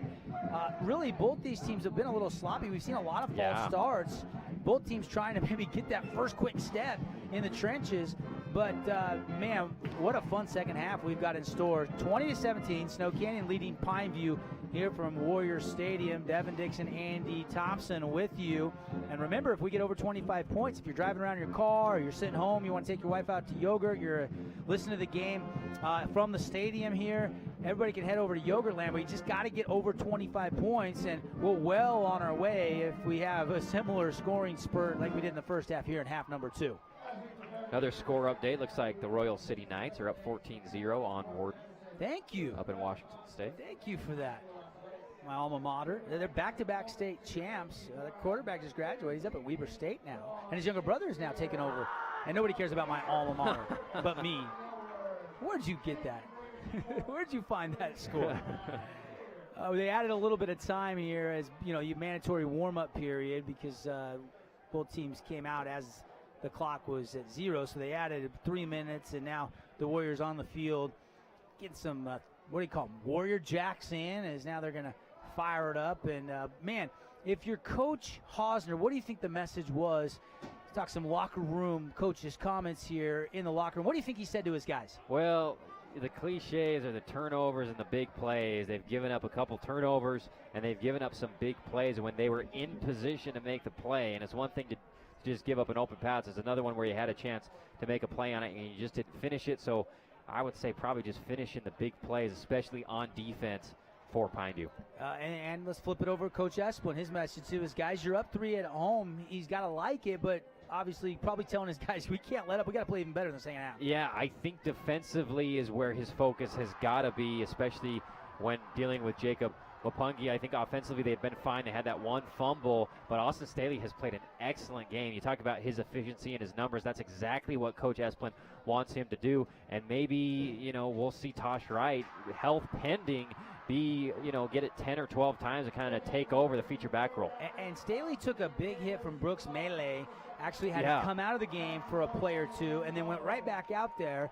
And again, you look at his numbers in the first half, and pretty impressive, really efficient. 5 of 8, 151 yards, and a touchdown pass. And also made that terrific pitch to Holyoke for the other touchdown. A great first half for Mapungi, 14 carries, 98 yards. Caught a touchdown, 2 catches, 37 yards. And really, Havinas pretty efficient too, but only 50%, 6 of 12, 93 yards, but threw the touchdown to Mapungi. Yes, and we saw him kind of get out of sync on that last drive, which is so rare, but he missed 3 passes on that last drive. I'm sure he'll get it back together in the third quarter. Region 9, second half underway. Kickoff brought to you by our friends at Southwest Diesel, the originators of high performance for diesel engines, and it's a touchback, unreturnable. Once it breaks the plane of the goal, it is a dead ball. High school rules. A little different than college and pro in that regard, and kind of a safety factor. You do see a lot of big collisions on punt returns, kickoff returns. So here come the Snow Canyon Warriors and the offense. And, the one thing that impressed me about Staley is he spread the ball around. He had 5 different receivers. Wright, Day, Sampson, Webster, Dillard, Makai Lee all caught passes in the first half. They'll go twins to the near side. And single receiver on the far side. Twins, actually, he's just in the slot real tight off the left tackle. And it is Tosh Wright in the backfield, and he'll get the first carry of the second half. Bounces off a would-be block and then tries to stretch it to the left side, and he is brought down for a loss of about 2. I didn't see who made that tackle, but a really good tackle. That's how you tackle Tosh Wright. You have to go down low. Yeah, and the linebackers have done a great job getting to his knees all night long. And I'd like to see Coach Esplin just keep going to Tosh Wright. He had a good, 45-plus yards in the first half. I'd like to see him kind of maybe get 10 or 12 carries in the second half and kind of become the feature back here for Snow Canyon. He's running it hard that time. Great job by Snow Canyon dropping him before the line of scrimmage. Finley Volkswagen brings you high school football. It's our game of the week. Snow Canyon up 20-17. First drive of the second half. Warriors have possession, read option, and they give it to Tosh Wright, and he'll get out to the 20, maybe the 21, and a pickup of 3, and it'll be third down and a long 9. Great job there by Brendan Bithell. I think he's reading the left end here. I don't think he made a mistake on the read. Brooks Melee off the left edge, and he gives, I think that was a smart give, but good job by Brendan Bithell. Reading the play, knows what it is, and he kind of plays the second defensive end position and gets up there for no gain. 10:48 left, third quarter. Early on here, after both teams had a lot to talk about at the break, out of the gun. Early third down here on this opening drive, see if the Warriors can convert. Staley's going to throw over the middle, has a man, and it is caught. I believe it's Holyoke out near the 37, 38-yard line. And it was good defense there by the safety, Von Dinklage. Timed the pass, got there right when it got there as well. But Staley has been accurate, especially when throwing into coverage, whether he's throwing the deep ball or throwing it over the middle, like right here to Holyoke, right on target. Good job by Holyoke corralling it in for the first down. First Fabulous Freddy's first down of the second half. And now, fresh set of downs for Austin Staley, 6 foot, 175-pound senior quarterback. Read option, and he's going to fake like he had it, but he did give it to Tosh Wright, and there was nothing there. Maybe a half a yard gain on the play with forward momentum. And he gives it to the up back. That was kind of the same look we saw on the short yardage pitch for the touchdown with Holyoke as his pitch man.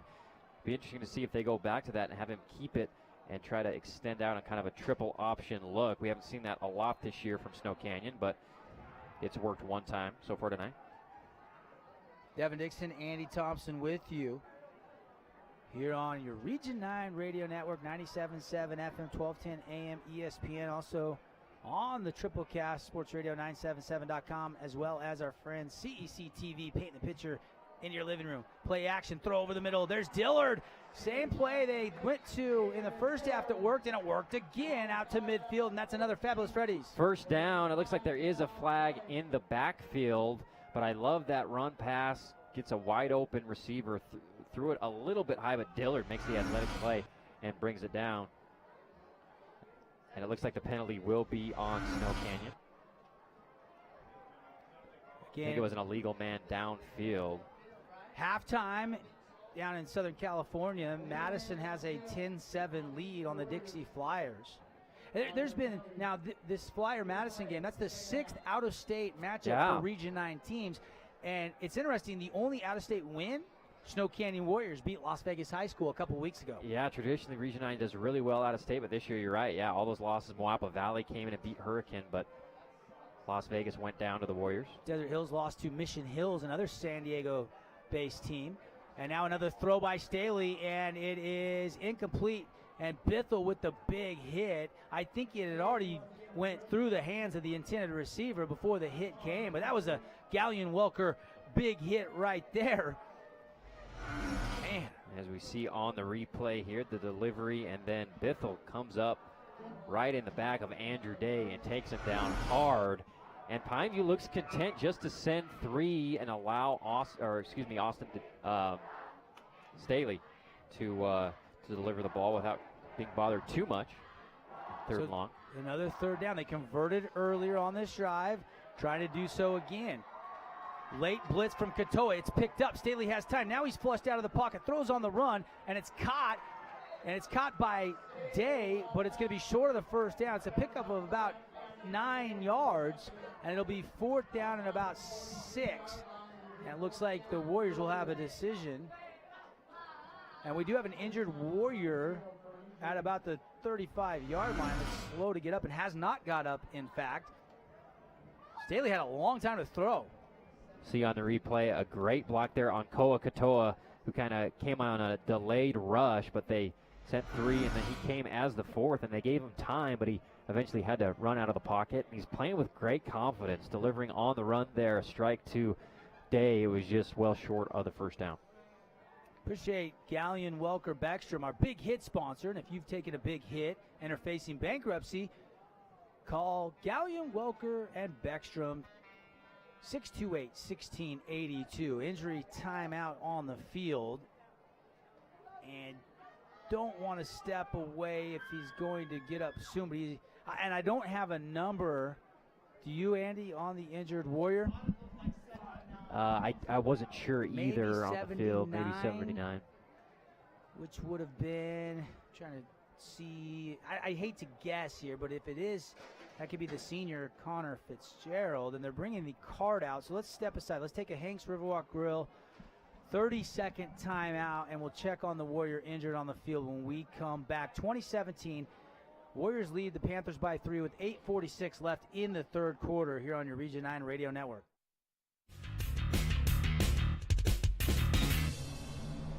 There is a place where looking out means looking in, where an impression lasting only a few seconds will be imprinted on a life forever, where courage is forged and innocence rediscovered, where remembering is rewarding and forgetting unforgettable. There is a place where truth is felt and where seeing is believing. There is a place.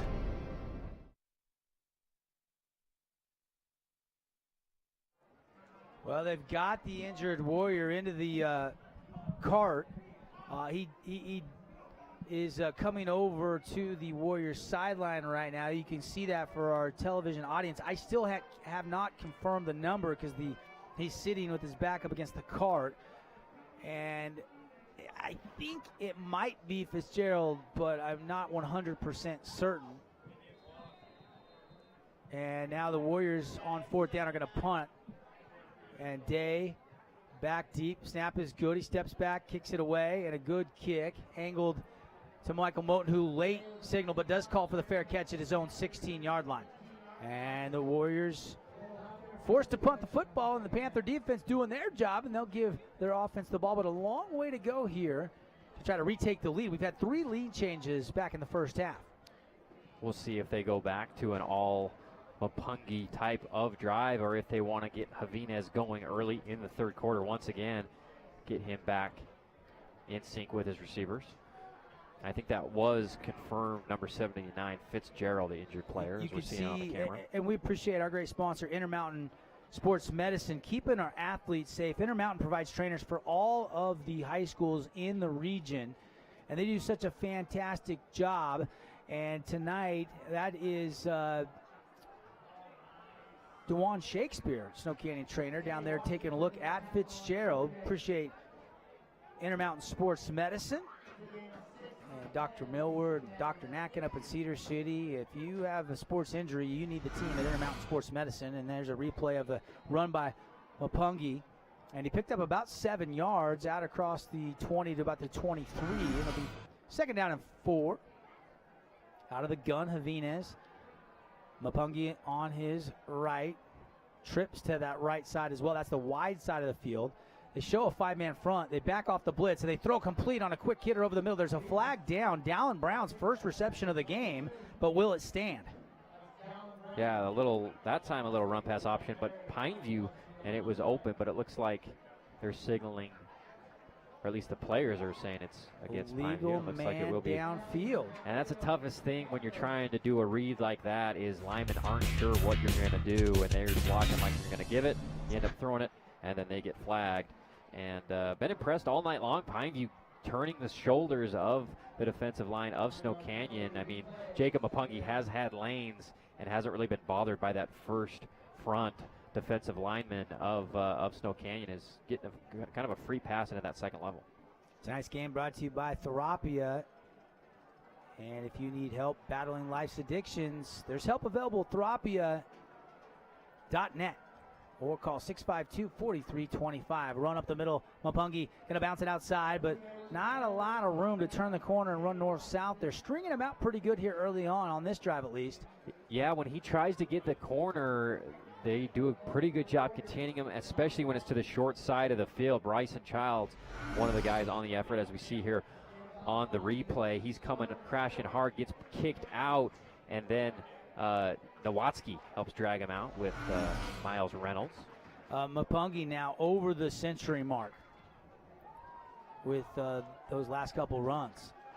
And now it's going to be a keeper by Ryan Javinez, and team tackled, but it looks like it's going to be enough for a Fabulous Freddy's first down. It's going to be a 4-yard gain. They only needed 3, and that'll move the sticks. He's had some big runs tonight. That one for the 3rd down conversion. He picks his spots, and he has had a lot of success tonight on that keeper. Just got just enough for the first down on that one.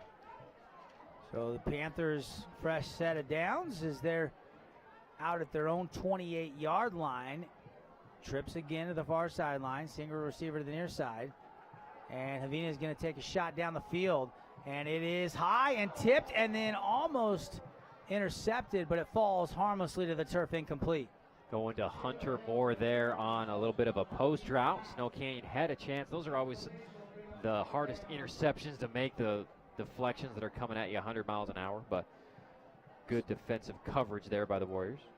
Played 5 minutes, 10 seconds here in half number 2. Still same score as we had at the break, 20-17 on the one-loss scoreboard. Snow Canyon with the lead. And second down and 10 for the Pineview Panther offense at their own 28. Out of the gun, Javines. Read option, going to keep it, going to run off the right tackle. Now bounce it outside, breaks the tackle. Now trying to feel his way all the way to the sideline, and he's going to get nothing. They strung it out again, no gain on the play. Man, it seemed like he had space around that right end, but you're right. Great job stringing it out, totally closing the gap there. Great pursuit by Snow Canyon on that left side to keep him to a limited gain, if any at all, as we watch the replay here. He had a pretty good lead block here, pulling around, had his guard and his left tackle, who got bustled up a little bit by Snow Canyon pressure, and then Miles Reynolds as well as number 9, Wyatt Perry, chase him out of bounds. Very active, fluid, flowing defense. You love to see guys swarming, especially when you're facing a running back the caliber of Mpungi. Going to throw on play action, too tall. Looking for Brown over the middle. They had double streaks on that right side. And on third down, drive stalls out, and the Panthers going to have to punt the football back to Snow Canyon. And they might have flipped the field position here for Snow Canyon. It looked like they might have a chance with a good return to set up shop, maybe at their own 30, 40-yard line. And Javines has been off probably 4 or 5 of his last 6 throws. That time he had Moten open on the left side. He had Dallin Brown open, just overshot him. And I've never seen him this off in so many consecutive throws. Punt is angled away. He's going to hop at about the 37, and it's going to just kind of sit and slowly roll down to about the 30. So the Warriors will have decent field position. No return there as they backed away from it. And here comes the offense for Snow Canyon, leading 20-17 on our Game of the Week, presented by Findlay Volkswagen. See their all-star lineup. They got, of course, the Passats and the Jettas, the Bug. They got that new 7-passenger seat Atlas, which is a great new SUV offered by Volkswagen. You can find it only at Findlay on Sunland Drive, St. George. And 5:48 left to go. And here comes Austin Staley. I've been very impressed with the poise of Austin Staley tonight. He's played great all night long, whether he's in the pocket or out of it, tucking and running. I think he's done a very good job being composed under pressure, but Pineview hasn't really sent the full complement of 5-6-man pressure as they do. I expect that to come here in the third quarter. Going to run it Tosh right up the middle. He'll have a couple. Pushing forward for near a 3-yard gain. That hole was there, but it closed really quickly by the Panther defense. Great picture of Tosh Wright as he rejoins his teammates in the huddle. And if you're listening on radio, you're heading home on your Friday night, make sure and turn on CEC TV, TDS Channel 22, or go to sportsradio977.com to watch the end of this one. It's a good one right now, 2017, and second down and 7 for the Warriors offensively. Staley out of the gun, trips to the far sideline. Tosh Wright to his left, single receiver to the near side, and the handoff goes to Tosh Wright, and Wright's going to get about 2, and that's it again. Not much running room for the big running back for the Warriors. He had a little bit in the first half around the edges, and they want to keep going to him. They want to establish the run game and control the time of possession in the second half with a 3-point lead, but Pineview is just not allowing him to get going much at all. And it looks like he is kind of carrying the load. Remember, Beathers leads this team in rushing, but he did fumble in the first half, and we haven't seen much of him since. And Tosh Wright got a little nicked up last week. Didn't start this game, but looks strong right now. 4:27 left. Warriors here going to third down and 5, have it blown dead. Looks like a penalty flag and might be false start on Snow Canyon, and it is. That'll back them up 5. That'll make this surely a passing situation on 3rd and 10. Yeah, it seems like they get eager, especially on that jet motion plays. It's a little bit delayed, takes a little bit longer for the snap. They're trying to time it with the motion, and I think they get a little bit antsy, and another offsides penalty. But I like that idea, maybe rolling them out or doing a fake and a play action. So far, that Andrew Day matchup with Von Dinklage on the edge has been one that they'd like to go to. Got Cam Webster on the near side. And you got twins on either side. And 3rd and 10. Here comes Staley out of the gun with it. 4-man rush. Katoa blitzing. And that causes Staley to want to step up and then go down. Lost a yard or 2 on the sack. Who picked that sack up? Looked like it was Solo Katoa, I believe. Yeah, great job there by Katoa going in on the delayed blitz. They sent 3, and then he comes as the 4th and flushes him out. Staley's had time all night long, but that time nobody opened down the field. So Day on to punt, standing at his own 15. Kick is away, low and angled away. But Moten, it bounced actually right to him. And he makes one-man miss to the 40 and then tackled at the 45 of Pineview. And just like we thought maybe Snow Canyon could flip the field position, they go 3 and out. That penalty hurting them, backing them up on 3rd down to 3rd and 10. And now Pineview's going to set up shop here on their second drive in the second half at the 45, their own 45-yard line. I love an aggressive punt returner, and Michael Moten makes a good play off the bounce in traffic, breaks a couple tackles, and makes several yards for Pineview. As you see on the replay here. I thought he angled it more away, but it bounced really straight. And that allowed Moten to pick up, about a 12-yard return. Yeah. Desert Hills was leading 23-0 at the half over Cedar. Dixie was trailing 10-7 to Madison out of San Diego at the half. Halftime score, Hurricane was leading Canyon View 8-3. And this one 2017, and nobody is struck. We need to get over 25 points somehow, some way, so everybody get that Holbrook Asphalt big score dessert. Long way to go here. Is Mapungi going to get a run? He's going to backtrack, go back into the backfield, and he's going to lose a bunch of yards back to the 40, a loss of 5. And there is a flag down on the play out at the 48, and a near side flag at the Warriors 48. So 2 different flags. Don't know if they're separate flags or identical. We'll wait for our lead official, head referee Gene Van Orden, to sort this out. Most of the time, that is a cardinal sin, is reversing the field like that. But Jacob Mapungi, he can do no wrong. I don't mind him trying to make something out of nothing, even though he lost a bunch on that one. Still talking here. Now looks like we'll have the official call. And it will be against the Panthers. That'll be declined. And they'll assess the hold on the Panthers. So looks like 2 separate penalties were called. And that'll back them up 10 yards. See if we can pick it up. They pulled that guard, and Punky's following them through. Good block there, bouncing outside. Yeah, may have been on Dallin Brown there on the edge, holding the shoulder pads of a Warrior, but good play by Brock Nowatzki there to take down Mapungi. Or excuse me, Miles Reynolds with that tackle.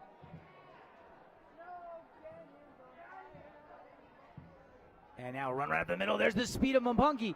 Mapungi to midfield. It's a foot race. And taken down at the 39-yard line is where they'll spot him like he was shot through that line out of a high-power rifle.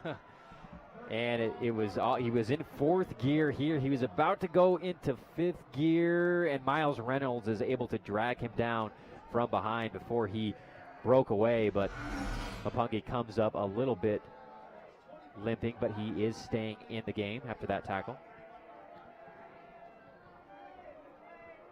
First down and 10 for Pineview. It's Mapungi again, and there's another 10-yard gain and a little bit more. Make it 15 as he surges down near the 25 of Snow Canyon, knocking on the Red Rock Real Estate red zone. And if you want to knock on a new house or you're looking to sell, make sure you call the hometown realtors at Red Rock Real Estate. Find them at redrockrealestate.com. And a lot of hands on hips on both sides of the trenches, which is not what Coach Esplin wants to see from his defensive line, because Mapungi is just getting through them and getting into the secondary and linebackers without much resistance, as we see right here. Great push by number 74 there from Pineview Big Tonga, Kamasi Tonga, has had a great game. He's been pulling around. He's been getting to the next level, pushing people around on the offensive line for Mapungi all night long for the Panthers. And there's a keeper by Javines. He's going to pick up a positive yardage. About a gain of 5 on first down. And will we see maybe our 4th lead change of this game? Nice little fake there. A good decision by Javines. And Miles Reynolds with another tackle. He has been everywhere. I believe that's his 7th or 8th solo tackle of this ball game. Kind of a statement drive so far for Pineview, just running it with Mapungi, and then there with Javines with big pulling guards and tackles out in front blocking, and it's worked. Running power has worked so far. 1:07 left to go in the third quarter. They're going to give it to Mapungi, get up the middle, and he's going to be tackled down near the 10-yard line. And a good tackle in open space, probably saving the touchdown by Wyatt Perry. And it doesn't look like he has much room at the line of scrimmage to sneak through, but somehow he just goes right through it at full speed. He doesn't slow down at all, and it takes linebackers and secondary chasing him down inside the 10-yard line, as you see on the replay here. Katoa coming around on the pole, and then that's number 9 on the tackle, Wyatt Perry for the Warriors. 40 seconds left. Deep in the Red Rock Real Estate red zone. Handoff to Christian Reese. Reese had 2 rushing touchdowns last week. Won't get the rushing touchdown this time, but he'll pick up 4, maybe 5 yards down near the 5-yard line. And it's Miles Reynolds coming up here, delivering the blow. Linebacker on linebacker. This time Christian Reese wins that one, but Brock Nowatzki, wow, he's had a feisty game all over the field. He's wraps him up at the waist and wrestles him down. I'd say Nowatzki 14, Miles Reynolds 24. I'm getting them confused half the time. Yeah, me too. They're both flying around. Handoff to Reese again, trying to take it in, and going to be stopped just short down near the 1, just maybe 1.5 yards away. It'll be 3rd and goal for the Panther offense. And now an injured Panther slow to get up. Just read option, going to give it. Not much decision there. And Reese stopped it about the 2. And that'll be the end of the third quarter. Nobody scored. Defense is on display here in the third. And on the 1-loss scoreboard, 2017. Fourth quarter coming up when we come back. Warriors clinging to the 3-point lead, but the Panthers deep in the red zone.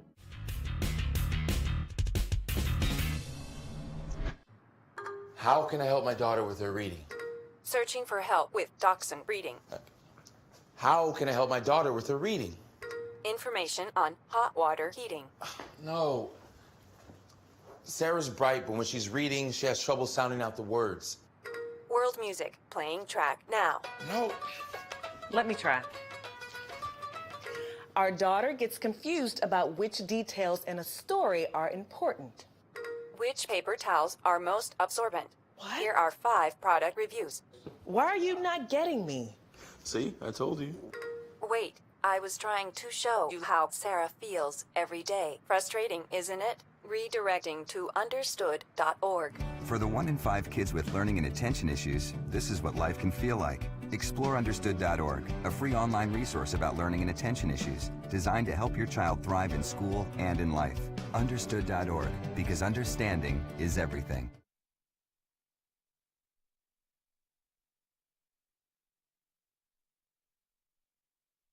And we're back to Snow Canyon. And the Pineview Panthers facing 3rd and goal. And they're about the 2.5-yard line, it looks like, from right here. We'll call it the 3. Scoreboard says the 3. Looked like on the replay, it looked like Reese was down to the 2. As they flip ends. And can the Panthers retake the lead? Not to find out. Snow Canyon had success holding them to 3 points in the red zone earlier on after a break when Coach Esplin called that timeout. Now they've got a chance to do the same here on 3rd and 2.5, 3 here for Pineview. Big play. Big play coming. Handoff. Mapungi, it's going to be a fake to him, and it's going to be Javines going down by Spencer Snow in the backfield. They'll lose a couple yards. Wasn't fooled at all. I thought the ball was given to Mapungi. Spencer Snow knew better and was right there to take down Javines on the zone read. And wow, first maybe mistake on the read all night by Javines, who's usually very decisive. This time, Snow kind of steps in like he's going to crash, but then just goes right after the quarterback for the loss. And it looks like Connor Brooksby's coming in for the short field goal. Yeah, you try to tie it up here with the loss, the tackle for loss. Probably not a too tough of a decision. I'm sure Coach Osner would love to leave the offense out there and take the lead, but he's going to go for the tie here. Going to be about a 21-yard field goal for Brooksby, and the boot is up, and it is good. And we're tied here from Snow Canyon High School with 11:08 left on the Riverside Business Insurance clock. Haven't settled anything. Back in 30 seconds on your Region 9 radio network. There is a place where rocks bleed and nature blushes on a battlefield green with envy, where dimples determine destiny and a tiny wooden tee holds the outcome in the balance. There is a place where friends are opponents and opponents are friends, where the prize is elusive, the conquest is captivating, and the score isn't settled till the drinks are down. There is a place.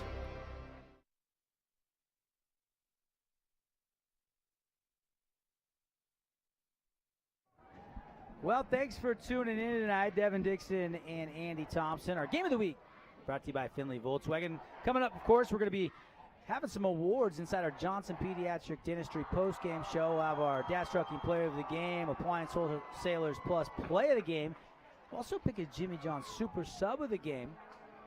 And then the guys will be standing by for the Region 9 wrap-up show, and they'll have the Les Olson Play of the Night from around the region, as well as the Sports Clips MVP of the night.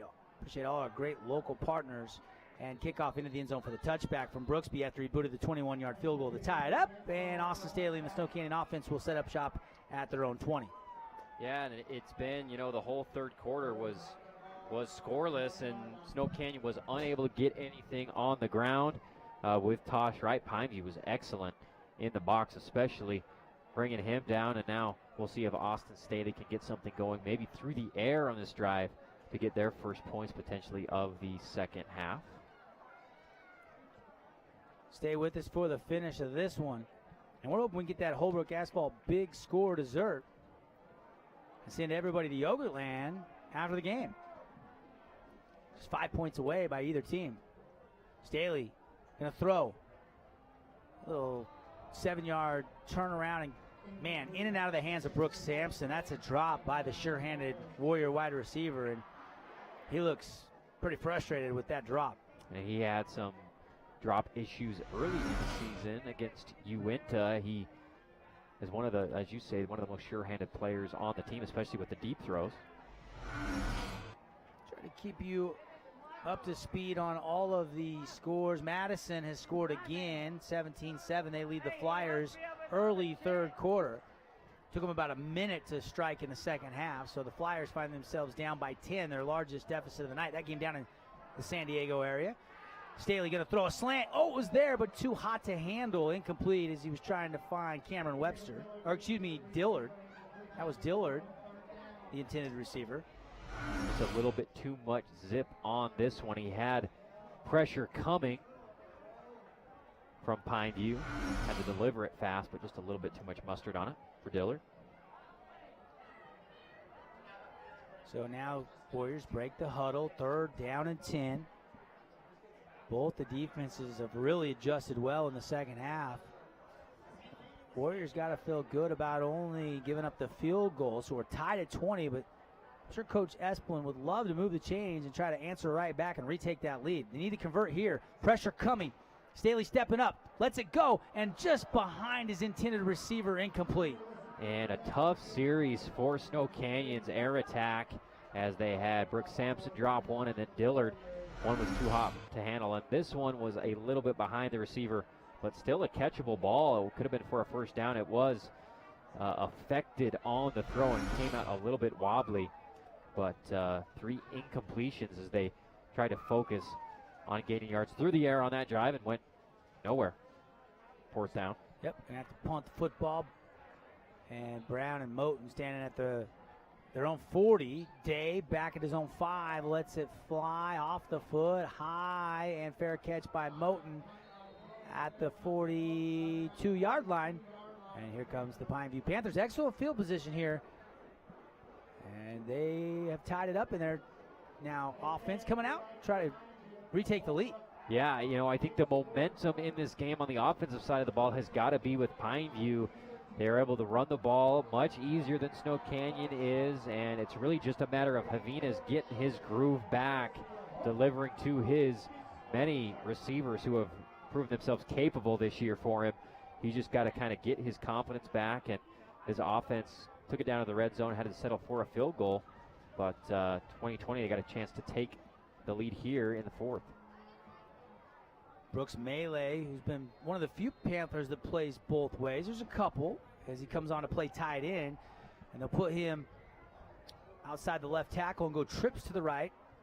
Javines has Mapungi going in motion to Melee's side, an empty backfield. Javines going to throw, looking for Mapungi up in the air, and it is deflected, and then a late flag flies in. Looked like a pretty good deflection to me, but a flag flies in late. Yeah, they motion out Mapungi to get him one-on-one on that left side. It's going to be Tay Washington who's likely going to be called on the pass interference. One of the toughest things to do as a defensive back on an underthrown ball is to adjust. That's a tough call against Snow Canyon. See if we have another shot of that one. They put Mapungi in motion. It is pass interference against the Warriors. They go empty backfield, and Javines from the start knew where he was going with that football. Tough call against Snow Canyon there. That replay, was there a little bit of contact? Yeah, but did it really interfere? It looked like he was turning and making a play on the football, but that time, just that little bump draws the flag. So it'll be automatic first down, 15-yard walk-off. And that'll put the Panthers into Snow Canyon territory at the 43-yard line of Snow Canyon. 10:37 left on the Riverside Business Insurance clock. And a 2020 game. Here we go. Javines trips to the near side. Mapungi going to get the handoff right up the middle and spin out of a tackle by Snow. Keep his balance. Still fighting for yardage. And a lot of hard running to get about 8 yards down to the 35. What a run there. Physical by Jacob Mapungi.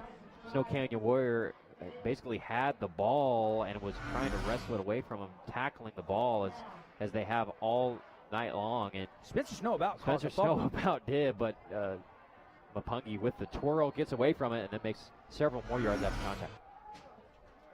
2nd and 2 from the Warrior 35.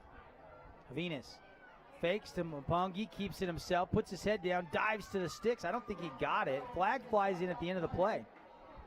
Spencer Snow doing an excellent job against these read plays. He went through the running back to get to the quarterback, and Javines was able to get some yards, but a flag down. It came in all the way from the back judge. Snow Canyon reacting as if it's against them. Personal foul. Helmet-to-helmet contact. That's an emphasis for the last couple of years. And I didn't see where it came. So Javines keeps it, goes left. Snow is in the backfield. Oh, wow. And Javines just goes so low. I don't know how you can know where to not avoid that contact there.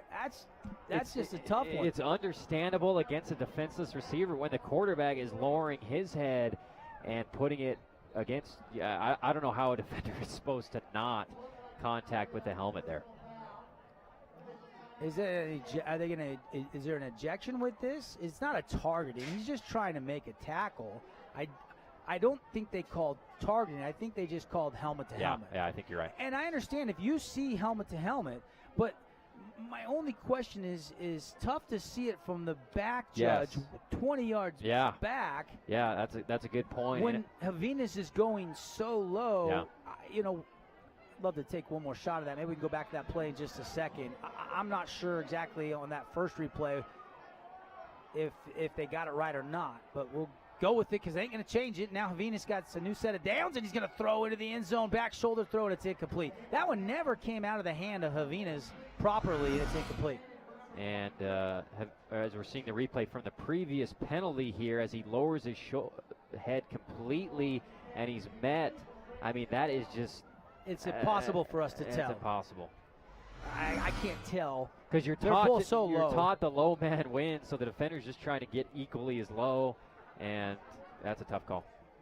Official thought he saw what he saw, and their job is to call if they see it, and there's an emphasis on that. So we play on, and Pineview's got it rolling now. After the incompletion, though, it is second down and 10 in the Red Rock Real Estate red zone. Mapungi up the middle and took off quickly, and that hole was closed quickly. Nice tackle by the Warriors, and just a gain of 1. That was it, 3rd and 9. And this has kind of been their issue tonight. They can make big plays down to the red zone, but once they get there, they've struggled to finish the deal. Now facing a 3rd and 8 or 9 yards here before they might have to settle for their 3rd field goal of the game. And big play here. Warriors defense in the red zone has been terrific tonight. Even though they've surrendered 20 points, in the red zone they have been very good. They've forced 2 field goals, and they've also got a turnover on downs. Warrior fans on their feet. And now we're going to have a timeout. Hanks Riverwalk Grill timeout taken by the Pineview Panthers, their first of the second half. And we'll step aside. But just a 30-second timeout, 2020 game. Panthers knocking on the door. 8:49 left, 4th quarter on your Region 9 Radio Network. There is a place where young and old make connections. Where kids feel like grown-ups. And grown-ups feel like kids. There is a place where beauty arises in contrast, where wonder is universal, and laughter second nature. There is a place where friends find a future, families find each other, and feelings find their home. There is a place.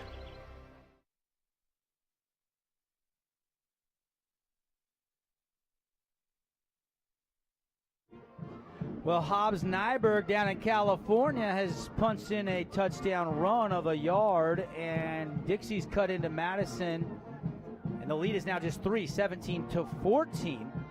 Other Hearst Ace Hardware scores. Cedar is on the board, but it's still a 23-6 lead over Cedar.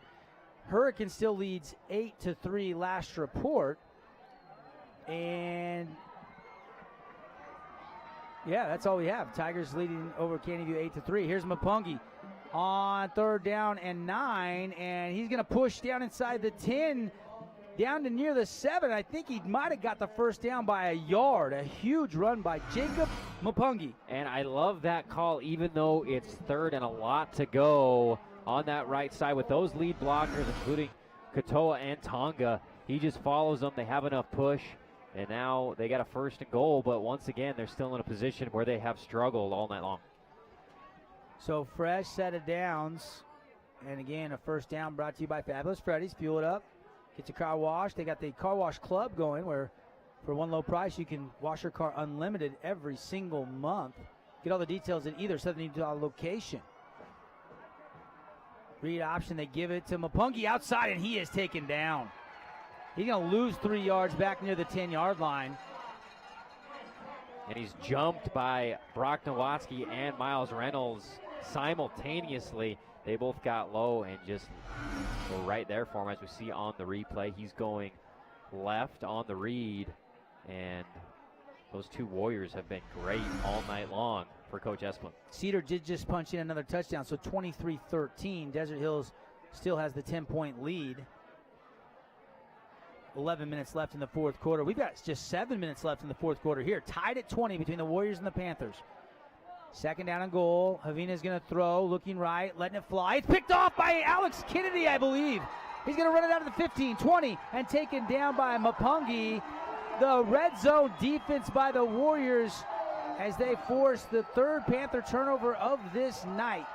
Yeah, he was eyeing Hunter Moore on the right side. The pressure came from Snow Canyon, affected his delivery, and as we see here on the replay, it may have been Katoa off the edge, hitting him as he throws it. and just wobbles into the waiting arms of Alex Kennedy. Huge turnover. Did he tip it, or did he just force a hit that really disrupted the I don't throw? think he got an arm on the ball. I think he hit.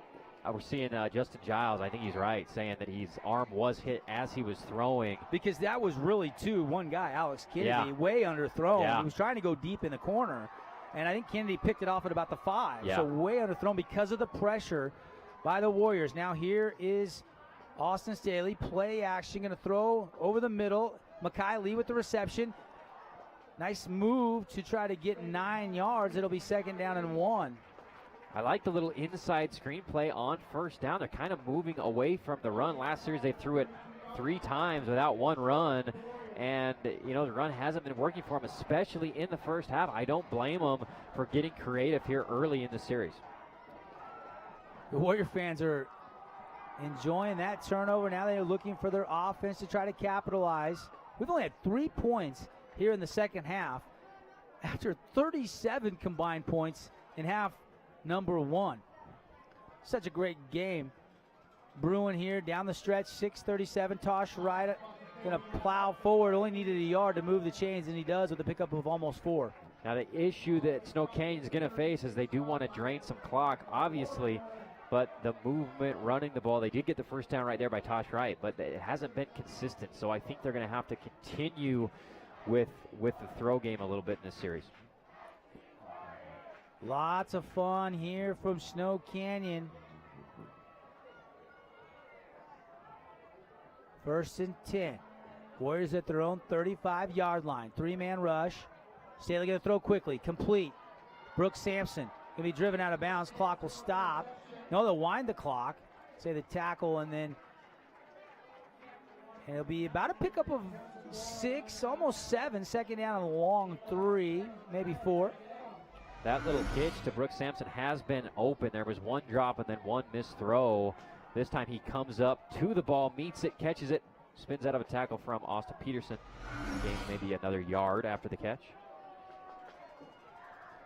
2nd down. Trips to the far side. Single receiver to the near side. Warriors going right to left on your radio dial.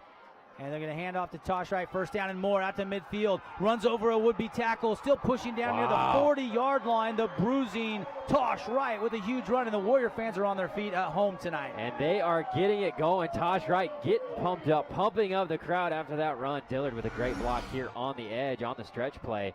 Totally sealed that right side. Makai Lee helping out as well, and just lowering the shoulder and running over Panthers. Great run by Tosh Wright. One of the Panthers, I couldn't catch a number, tried to chop him down, but kind of just bounced off the knees as he kept his legs pumping and ran through that would-be tackle.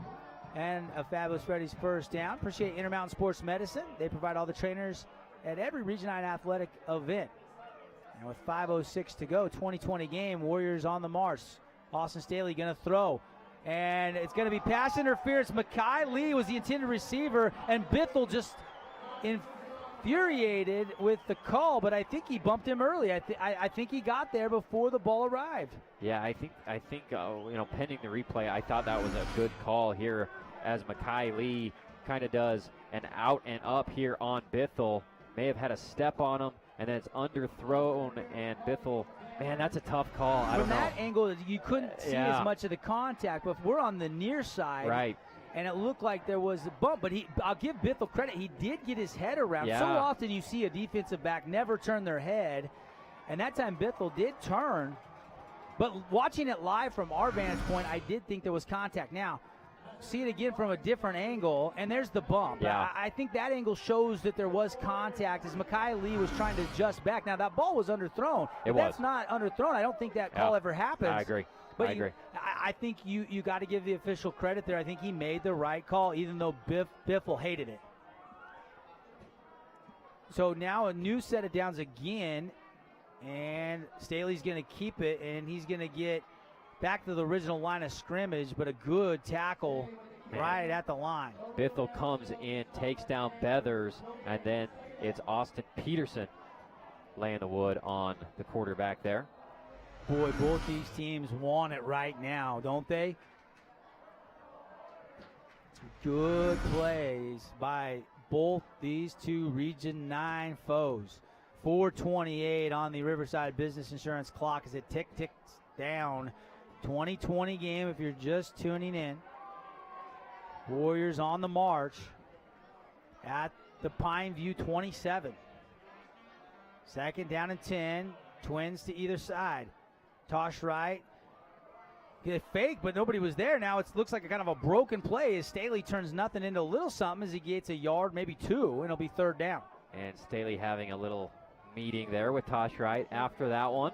Staley a little ginger as he walks back to look over to Coach Tim Nowatzki, the offensive coordinator. Brooks Sampson runs the play in. Yeah, that something went wrong there on that. Somebody missed an assignment on Snow Canyon. Third down. Kind of feel like the pressure to make a play is mounting for both teams. The Warriors offense, the Panthers defense. Here we go. Staley going to throw. Looking to the single receiver side. He's got to step behind the defense. Touchdown Warriors! Touchdown Snow Canyon! Andrew Day for the second time tonight. And they got the one-on-one coverage, and Staley throws an absolute beautiful pass over the top. Touchdown Warriors. And Day tracks it down for a split second. I thought it may have been just overthrown, but he kept at full speed. Great job after the broken play to respond that way for Staley. Catches it with his mitts. Full extension. Great job by Day, giving him the lead. Holy cow, what a throw. 25-yard touchdown connection. Staley today, and the Warriors back on top, 26-20. Here comes the Therapia extra point. Hold is good, and it's low. And it is good. It snuck over. 27-20. 3:23 left to go. And good news, everybody. You can head to Yogurtland after the game or right now if you're listening in on your radio and ask for the Holbrook Asphalt Big Score dessert. You get 5 ounces of free yogurt right now at Yogurtland. All you have to do is head on over and ask for it. We are rocking at Snow Canyon High, the press box, the student section, waving up and down. What a play. And Staley's had a few of them tonight on those deep throws. Big connections with Day and Brooks Sampson tonight for the senior quarterback.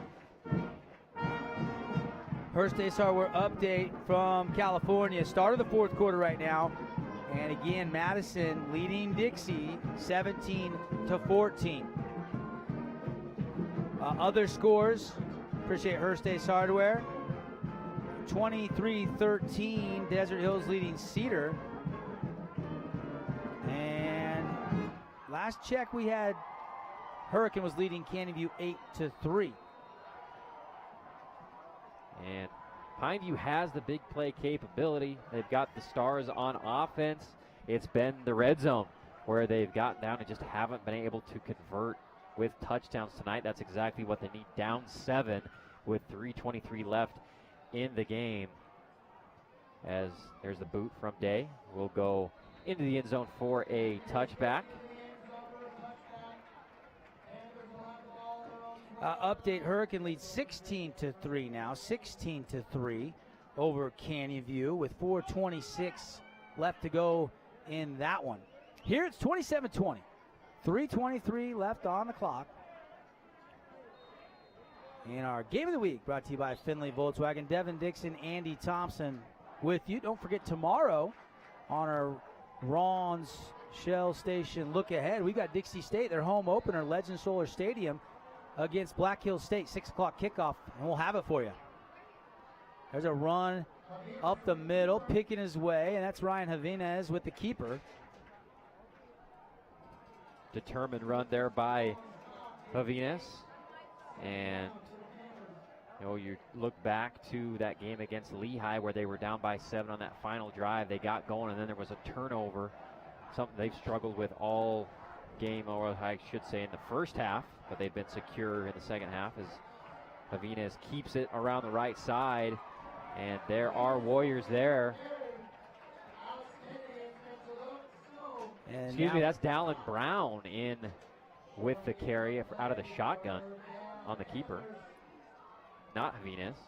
We've seen this look from them a little bit this year where they bring him in at quarterback and he runs it. I'm surprised that at this point in the game they've made that substitution. So 3rd down here and about 2.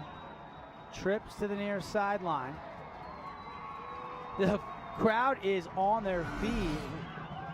Havinez, that's actually Dallin Brown, and it's a Wildcat, and Brown's going to run it.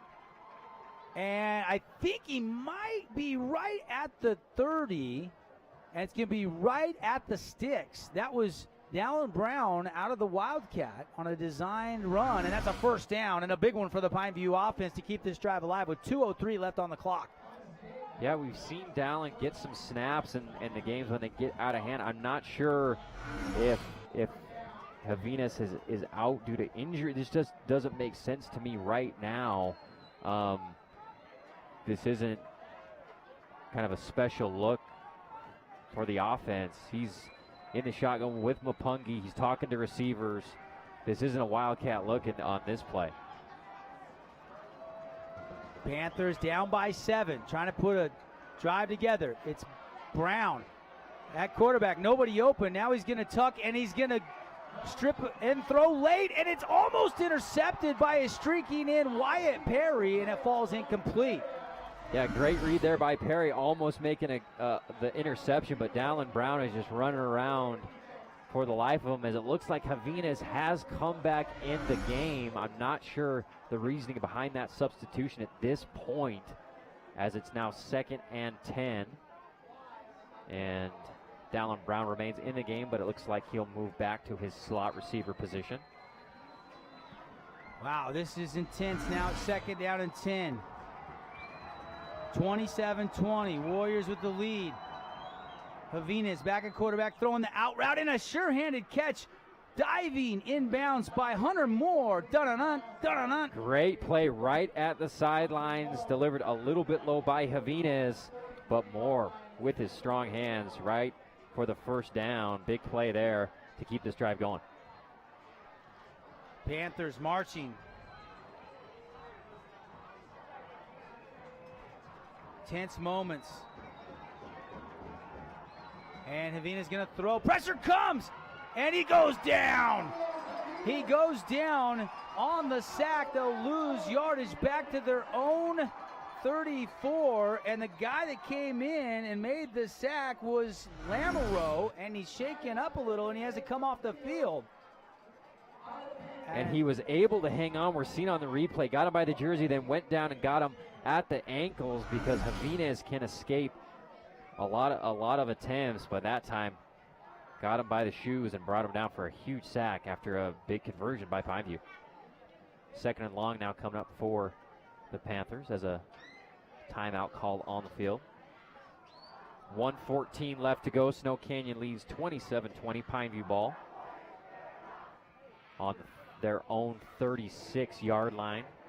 Here in Madison just took a lead on a 50-yard touchdown, so they're back up 10, 24-14 on Dixie.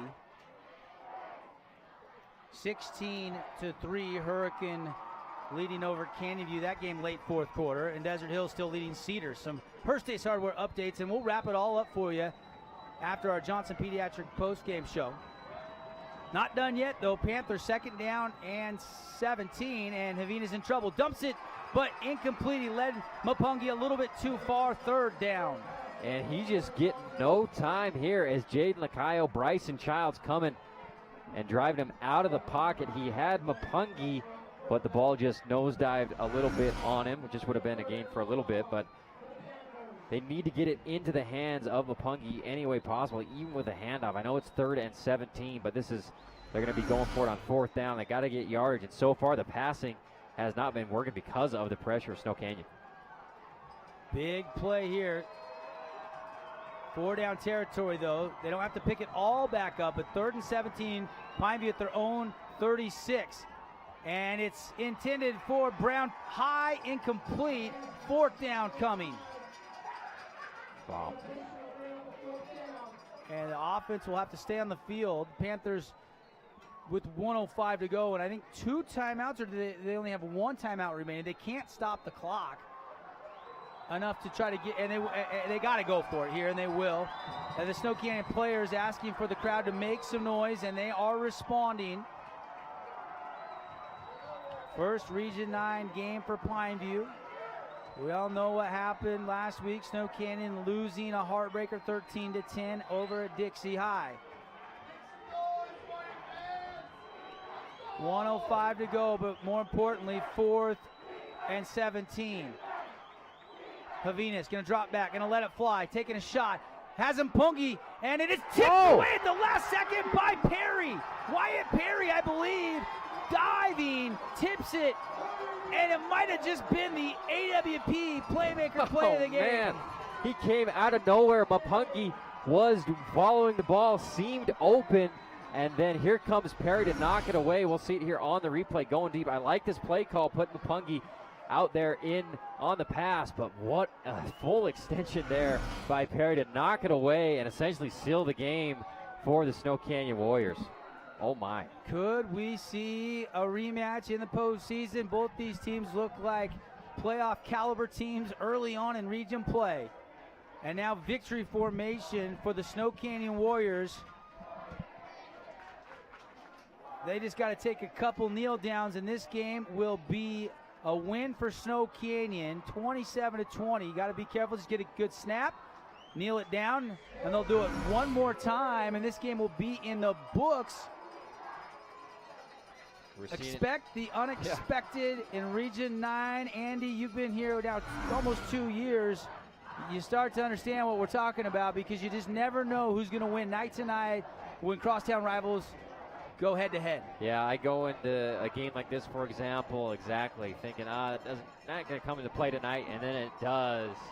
Unbelievable performance by Snow Canyon all the way around. Big plays on offense in the red zone, being stout, holding Pineview to field goals, and then what a play to end the game there by Wyatt Perry. The knee, the clock will tick down, and the Warriors will go to 1-1 in Region 9 play as they have taken down the Pineview Panthers in an instant Region 9 classic. Oh, yeah.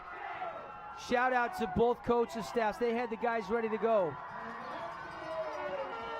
Shout out to the fans for both teams and the officials in a fun one tonight. Warriors, the final on the one-loss scoreboard, 27-20 as they beat the Pineview Panthers. We'll take a 2-minute timeout. When we come back, highlights, stats, reaction, and then, of course, when we're done handing out some of our awards in our Johnson Pediatric Dentistry postgame show, we got more time to break it all down. We'll get you scores. We'll get you the play of the night. We'll get you Sports Clips MVP of the night, region-wide. It's all coming up. Don't touch that dial after this 2-minute timeout.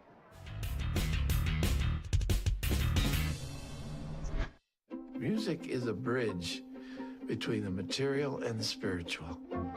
As a blind person, you have to be aware that nobody can tell you what you can or can't do. You really have to try things. My wife, who was also blind, was a good cook. When she died, that's when I started Meals on Wheels. My name is Harvey Lauer. America, let's do lunch. Drop off a hot meal and say hello. Volunteer by donating your lunch break at americaletsdolunch.org.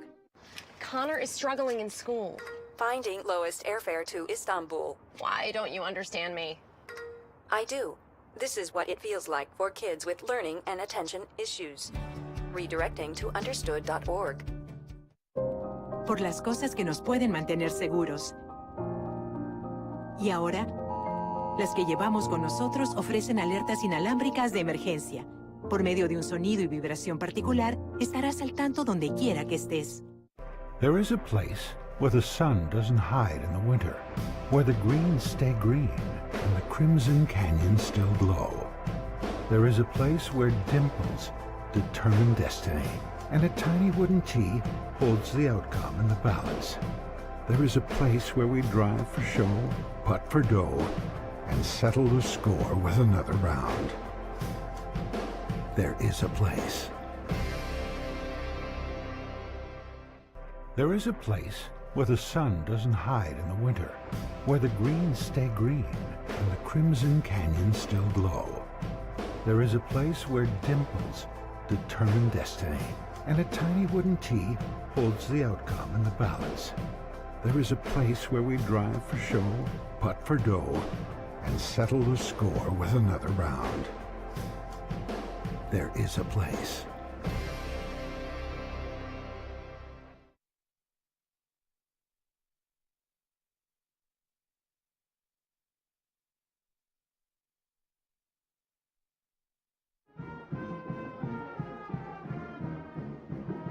Officially welcome you into our Johnson Pediatric Dentistry postgame show. Dr. Cody and the staff make your kids feel right at home.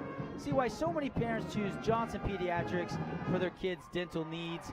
They have a new patient special, x-rays, the exam, and of course the cleaning. Call for the special 628-0511. And Andy, your reaction to Snow Canyon winning 27-20 over the Pineview Panthers. Well, just good feelings for this team and for Coach Esplin. I mean, you think about last year in the basement of Region 9, his first year coaching, and then a year later, he's 3 points away from Dixie, and then gets the big win at home against a team with most of their guys back who went to the state championship. So this is just a tremendous turnaround, and what a defensive effort, not only in the second half, but all game long, and especially in the red zone. Mapungi got his numbers, but everybody else pretty much held in check, including Michael Moten and Avinas, who hasn't struggled like this all year long, but everything was difficult for him in the second half. They were pressuring him. He was out of sync, and that last interception by Kennedy, forced by Spencer Snow, hitting the arm of Venus, was a huge turnaround, and just an amazing performance defensively by Snow Canyon. We got to hand out some awards, and when you look at the the possible appliance wholesalers plus playmaker play of the game, we got like 6 or 7 to choose from. But there was some big ones late.